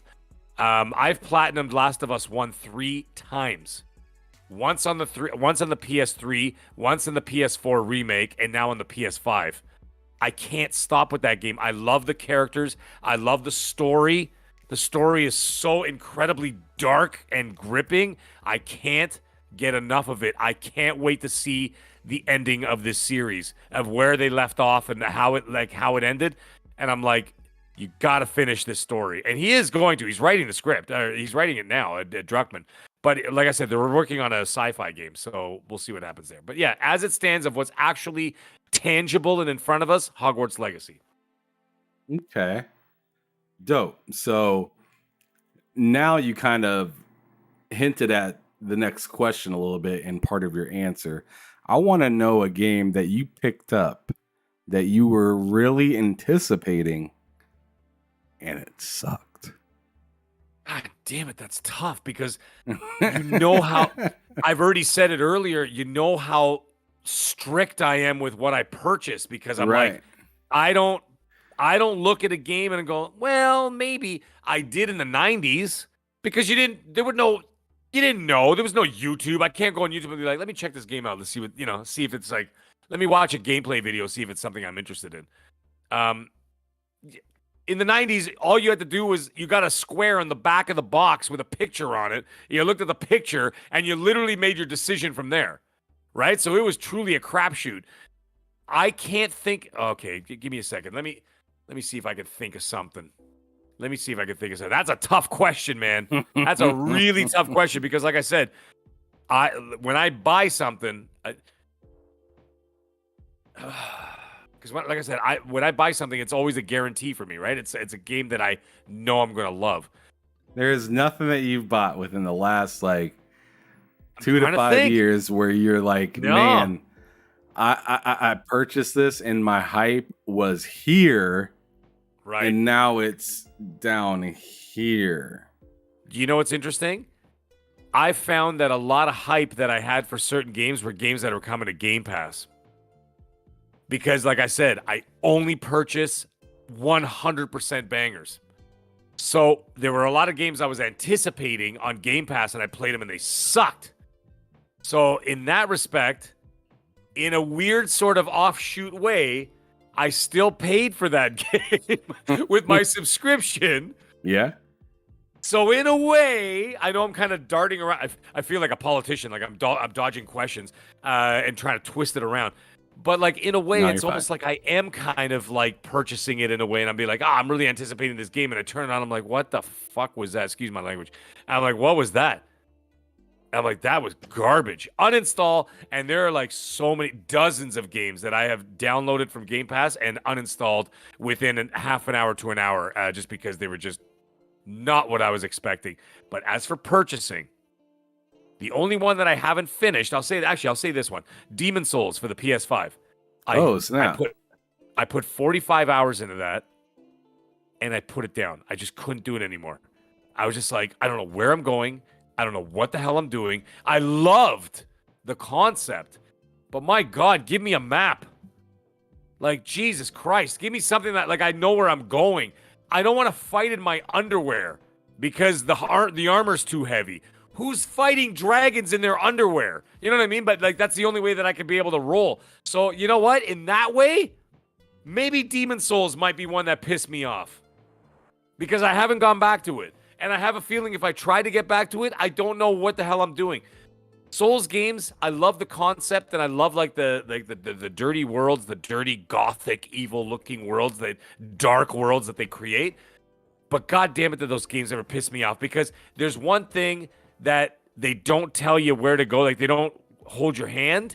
But there's another thing is that when you're fighting the own design of the game because they don't tell you literally anything, and it's so vague that like you literally have to discover it on your own to the point where you have to like look up stuff on YouTube because you don't know what the white crystal does because they don't even tell you what it does. It doesn't even have a description. And I'm like, how are you supposed to know this stuff? Elden Ring, 100 and whatever hours I put in that game. Do you know that for me, that was the most Googled game I've ever played in my entire life? Not because it was hard. Not because it was hard to play. It's because the game doesn't tell you shit. And it's not fun. It's not fun when you don't even discover where you're supposed to be going or what you're supposed to be doing or how it's going to be happening. Stupid. It's bad design. That's all it is. That's what it all boils down to. Gameplay, fantastic. Love the gameplay, love the combat, love that stuff. But like everything else around it, when you're like, actually, I talked about that with Everborn and Nasante we were talking about on the show. The one thing that holds back Elden Ring from being Game of the Year is that the game fights itself with bad design in terms of like the a user interface. Stupid. So you know what? I'm gonna reface my question. Demon Souls piss me off. Oh, damn. Yeah, I mean, I agree with you there because I mean, that was definitely my most YouTubed like directions video game was Elden Ring, and although like the game, like I'm gonna go on board with saying that like if somebody gave me a few different choices and Elden Ring was in those choices, like so if it was. I don't know God of War yet, so I'm not going to throw that under the bus and say, oh, Elden Ring beats that because, I mean, nobody's played it. Nobody that I know has played it, at least. I know people who finished it. There you go. But like, let's say it's Elden Ring, Forbidden West, and I don't know, let's throw like Plague's Tale in there or something like that. Right. I'm probably going to pick Elden Ring, even though I probably enjoyed playing Plague's Tale more, just because of the shift in my gaming history. Like, I don't like FromSoft games for the most part. Yeah, I don't like games like Bloodborne and Demon Souls and Dark Souls and stuff. I'm not a Souls fan. I love the idea. I love the characters, the design, the monsters. I love the gothic, like I was saying, the gothic, dirty mist everywhere. The atmosphere of those games are fantastic. But the way they design these games, like in terms of like, there's no maps, no explanations, no menus where it shows you what these things do. You don't know where the hell you're going. There's no mission, like you have to go talk to this girl. You don't know where she is. Then you have to do 5 other things and then go talk to this girl. You don't know what those 5 things are because they don't tell you. And then even if you did those 5 things, it doesn't say, okay, now that you did those 5 things, go talk to so-and-so. They don't tell you. I'm like, that's so stupid. And I'm like, why? What are we doing here? If I'm spending half my time on Google, then you're missing the point. The funny thing is, I think Elden Ring had a lot of hype around it and everybody else, oh, Elden Ring, the greatest thing ever. I want to ask how many of those people finished it because I finished it. I did. I finished it. I did as well. Yeah. It was fantastic. Yeah, I am. I got that Elden Lord part. The last boss was probably the worst boss that I fought just because of how much running I had to do from end to end. I felt like I was like Bo Jackson. And like nobody told me where the end zone was. I was just running.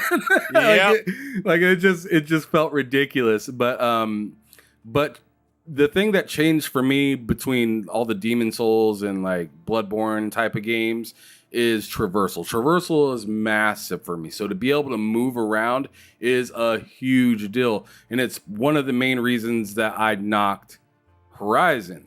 Because it's like anytime you touch something, it's like it stops your horse completely. Or like, you just come to these dead stops. And for me, that makes me want to stop playing. Like when you stop my flow, I don't want to play it anymore. So with Elden Ring and being able to hop on a horse, like I walk up to the tree sentinel and hit it. And I'm like, oh, you know what I mean? You're just like, yikes.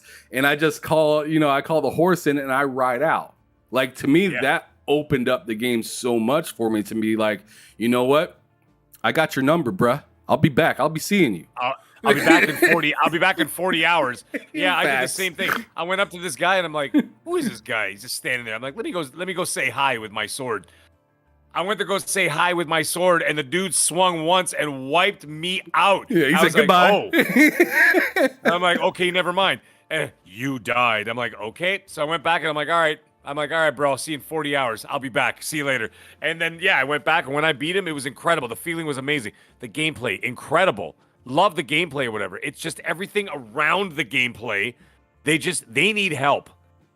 I think that FromSoft should do a game with someone else and make the gameplay themselves and then have somebody else design the maps and the mission quests and all the other stuff that's around the game. Someone else should do it. I know that's like a blasphemy for some people, but whatever. That's their thing. It's your own But take, anyway. and that's what this show is about. This show is about you having your own voice on it, not exactly saying the same thing everybody else would say. So, like, I don't know. When it comes to like the game of the year for me, like I'd probably say Elden Ring, just because I'm not into Souls game, and somehow I ended up beating a Souls game, and to me, I think that's like incredible. To me, it's the same thing as like a turn-based game. If you can get me to beat a turn-based game, you're a fucking amazing turn-based game, because I hate turn-based. That's a victory. If you don't play Souls games and you finish the Souls games, that means they did their job. Exactly. So that's why it wins it to me, but it's very close to me between that and A Plague's Tale, because that story right there. I know that you couldn't finish it because you just didn't like the frames or whatnot, but like, bro, if you have a PC and you're able to play it there, because that's where I beat it. I had the exact same thoughts as you. I hopped onto my Xbox and I was like, what is this? Because I played Innocence after it had the X and S update, so everything was like 60. It was crisp. It was beautiful.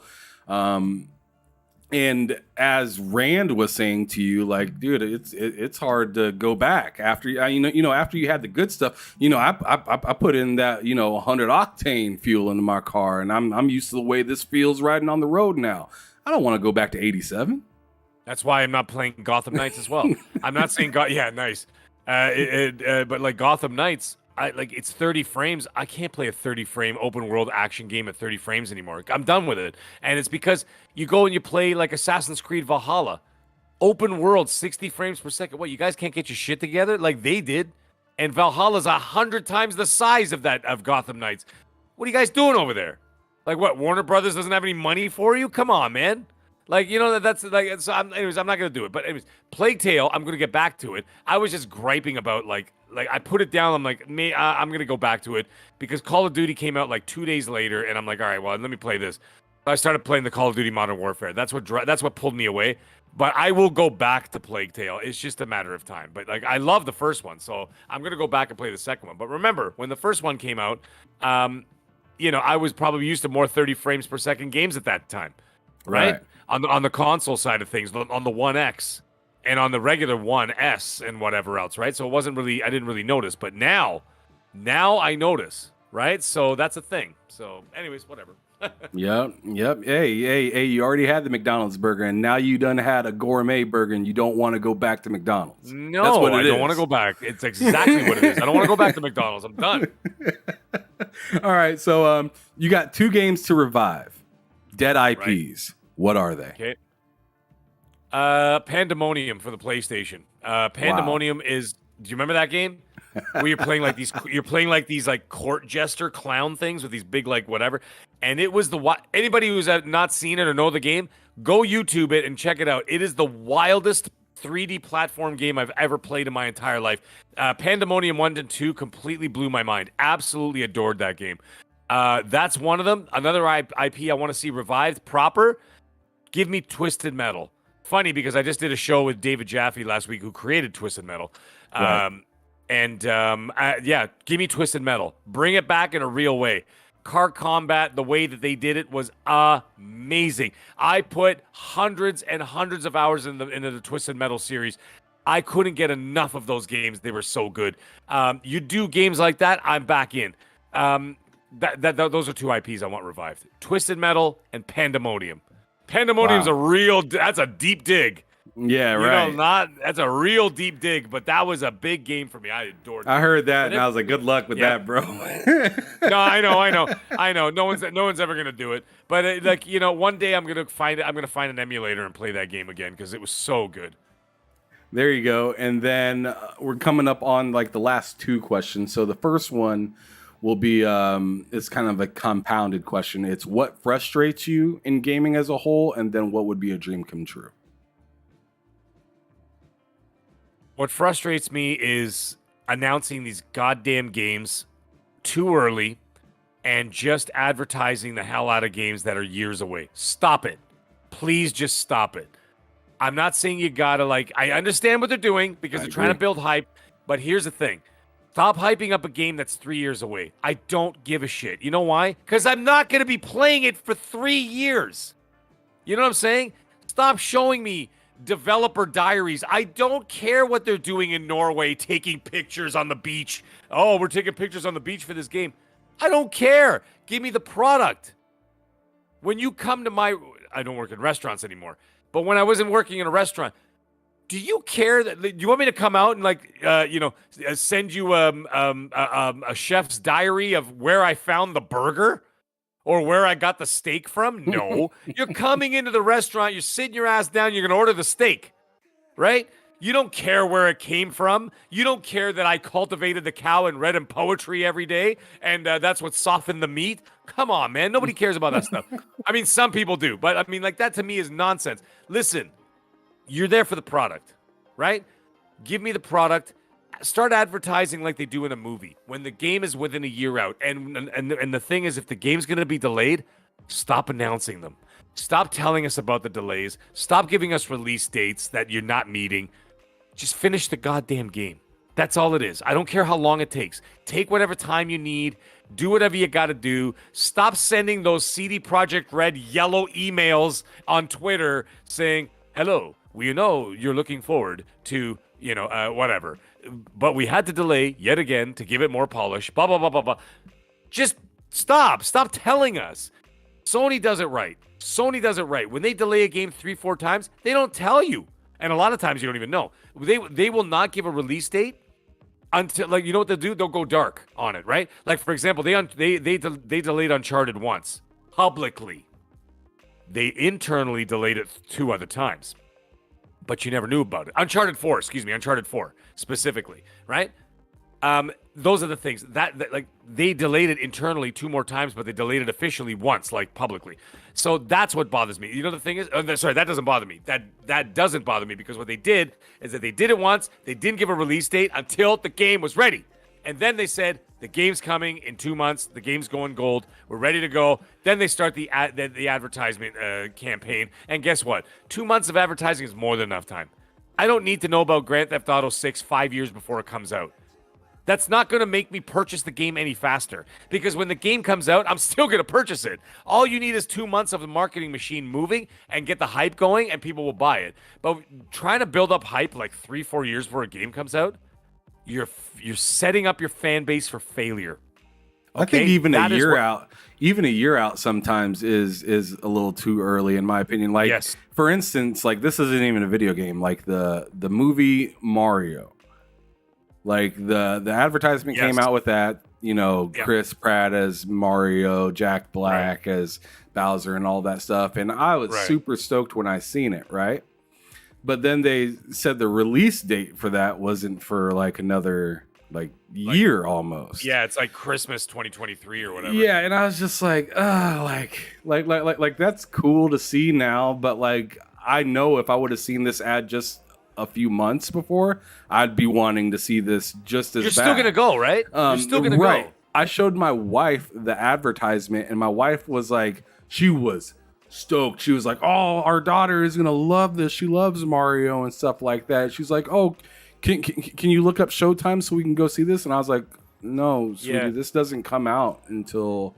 And then she cut me off. She said, "Christmas? It comes out around Christmas?" I was like, "No, it comes out next year sometime." She's like, "Why the hell are you showing this to me right now?" Yeah. And I was just that just killed everything. It kills the momentum because you know what you do? All you're going to do is just purposely forget about it. You'd be like, all right, well, I'm going to forget about it and I'll think about it in 11 months. That's it. You know what I mean? You don't have to tell me these things. I don't care. For example, even Disney, they're like, oh, we got Kang the Conqueror is going to be the big baddie in Avengers 5, right? Which is true, because they're going to be doing Kang the Conqueror in Avengers 5. Oh, awesome. When's it come out? 2025. I'm like, who gives a shit? 2025. A meteor might hit the planet before then. Come on, man. Don't tell me this stuff. Blade. I'm really looking forward to Blade. Mahershala Ali as Blade. I'm set. And they're like, oh, well, they probably moved it to 2026 now because they had to shelve the movie because he's pissed off with the script. So, which is true, by the way. So now I'm like, no, I'm like, I don't want to wait another 4 years for Blade. So stop talking about it. You know what I'm saying? When they had Mahershala Ali come out and he had the little hat on it that said Blade on it, everybody went insane. They should have just shut their mouths until they finish filming. Same with games. They should have shut their mouths until the minute, as soon as they put that film in the can and they go, that's a wrap. That's a wrap, folks. Let's go to post-production. Then you announce the movie. Same thing with the video game. When the video game is playable and ready and done, basically, and it's got like 6 months left to polish, talk about it. Show the game. Show everybody. People do not need years of advance notice to buy a game. If the game is hot, it's going to be hot. Period. Let the game speak for itself. I don't need you to say, and see, like I said, you're building up unrealistic expectations by making people wait that long. That's a big problem. You're setting yourself up for failure as well because you're giving so much room. You're giving so much room for something to go wrong and it to go public, and then that will immediately turn certain fans that were like, that were expecting like a priceless masterpiece.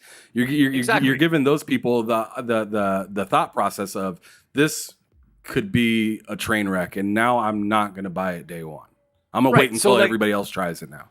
Think about all the podcasts are talking about whatever games are coming up and the hundreds of hours people are talking on YouTube about these games and this and that, whatever. You're building up unrealistic expectations to the point where you're going to be disappointed. It's like when Star Wars came back in 1999 after being absent for 14 years or whatever it was, right? Between like Return of the Jedi and Star Wars Episode 1. You know people are going to be because they're gonna think it's like they're gonna like, oh my God, Star Wars is coming back after almost 2 decades. Everybody's gonna think it's gonna be like the second coming of Christ. I'm like, guys, it's a movie. It's gonna be a movie. That's all there is. It's not going to change the world. It's not gonna cure world hunger.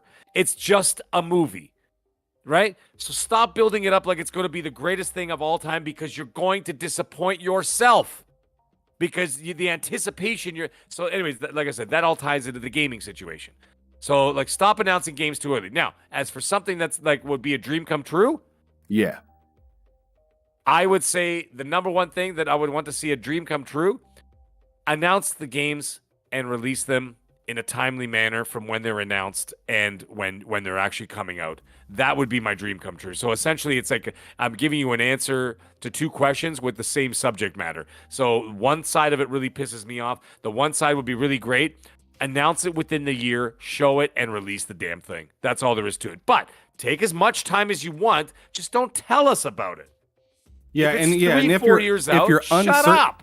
Exactly. And if you're uncertain, like, oh yeah, we think we can get this out within the year. That's when you say no.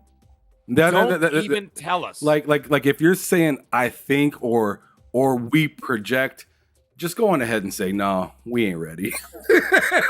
just keep it real and say we're not ready because we still have to think about it. Like it should be something that you just like we're actually done implementing things into this game, so it shouldn't be breaking anymore.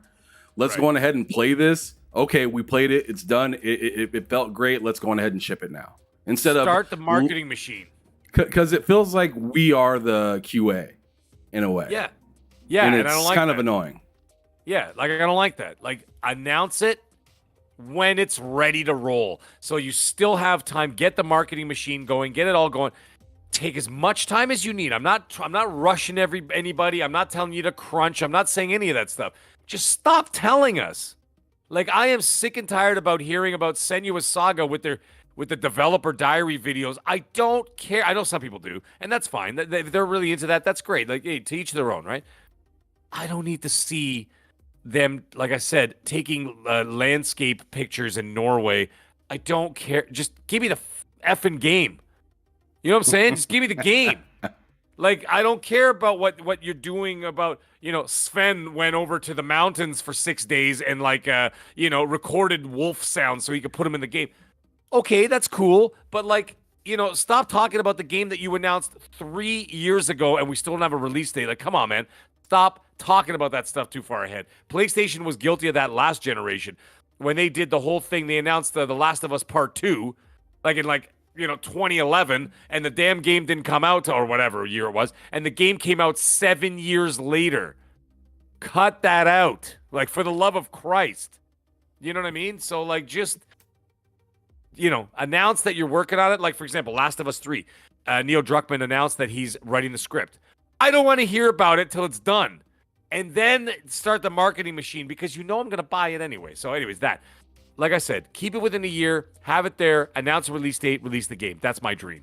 Love it, Mag. I love it. And I really appreciate you for taking time out of your day to come on. I know we were supposed to do it a little while ago, but I mean, you rescheduled and you made the appointment. So I really appreciate you for doing that. If you can, real quick, go on ahead and just one more time let everybody know where they can find you. Okay, guys, you know where you can find me. I'm on, of course, I'm on Twitter at the Middle Age Game Guy. That's where I post all my content, all my videos. There is going to be a new video coming in the next few days, hopefully. So we're going to see how that rolls out. Other than that, you can catch me on almost every single podcast on the planet these days. I've been doing Colt Eastwood shows. I'm on Primetime Gaming with Mr. Boomstick XL every Wednesday night at 7 p.m. Eastern, and I guest all over the place. I run the spectrum of almost every podcaster in the community. I've done a show with them, except for the Iron Lords on their actual show. On the Sunday show, I hope so. So you know what the funny thing is? The funny thing is that I've actually podcasted with every single member of the Iron Lords separately on different shows, but never all together on the same show. So anyways, we'll see how that all works out. Hopefully sometime in the future, we'll see how that goes down because I don't work Sundays. So, hey, I'm there. But anyways, that's where you can find me. And listen, man, it's been an absolute pleasure doing the show tonight. It's been a lot of fun talking. Man, as a 2 hours of like nonstop conversation, that takes a lot out of you, man. Holy. But it was wild. It was fun. And you know what, man? We gelled well. We did great. That was a great show, man. I really appreciate it. And I really appreciate you inviting me on. Absolutely. And to the last topic that we were talking about, Matt Likes Games said, couldn't agree more with this stuff. Plenty of stuff to play. I don't need to hear about stuff coming out in 2025. Fact. Absolutely, bro. He nailed it. And I really appreciate you, Matt, for sticking around for so long. I appreciate those of you that are coming in late watching this or maybe coming in after the stream is over to watch this. I really appreciate you guys so much.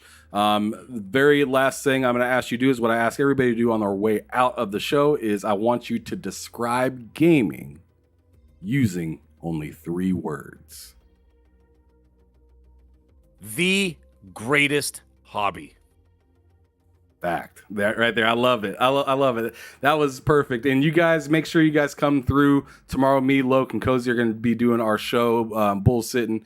We do that every Friday where we just sit around, bullshit, and talk about video games, talk about what's coming on and everything like that. I love that name, Bullsitting. I just love it. But anyways, yeah. And then make sure you guys come back for the shows coming up next week on Tuesday and Thursday, as I always do. And next week we have coming on the dude that does the intro music to this channel. So Lennard Ray, one of my best friends from back in Nebraska. I've known him since I was 5 years old, and he is a phenomenal artist. That's why I made sure to have his music on when the show kicks off. And then I also have Maurice, Xbox Tester, coming on as well on Thursday. So make sure you guys show up for those shows. That'd be super duper dope. It'd be great to see y'all there. But we're going to go on ahead and get out of here. I appreciate everybody once again. And as I always tell everybody before I leave, keep it gaming or keep it moving. Peace out, y'all.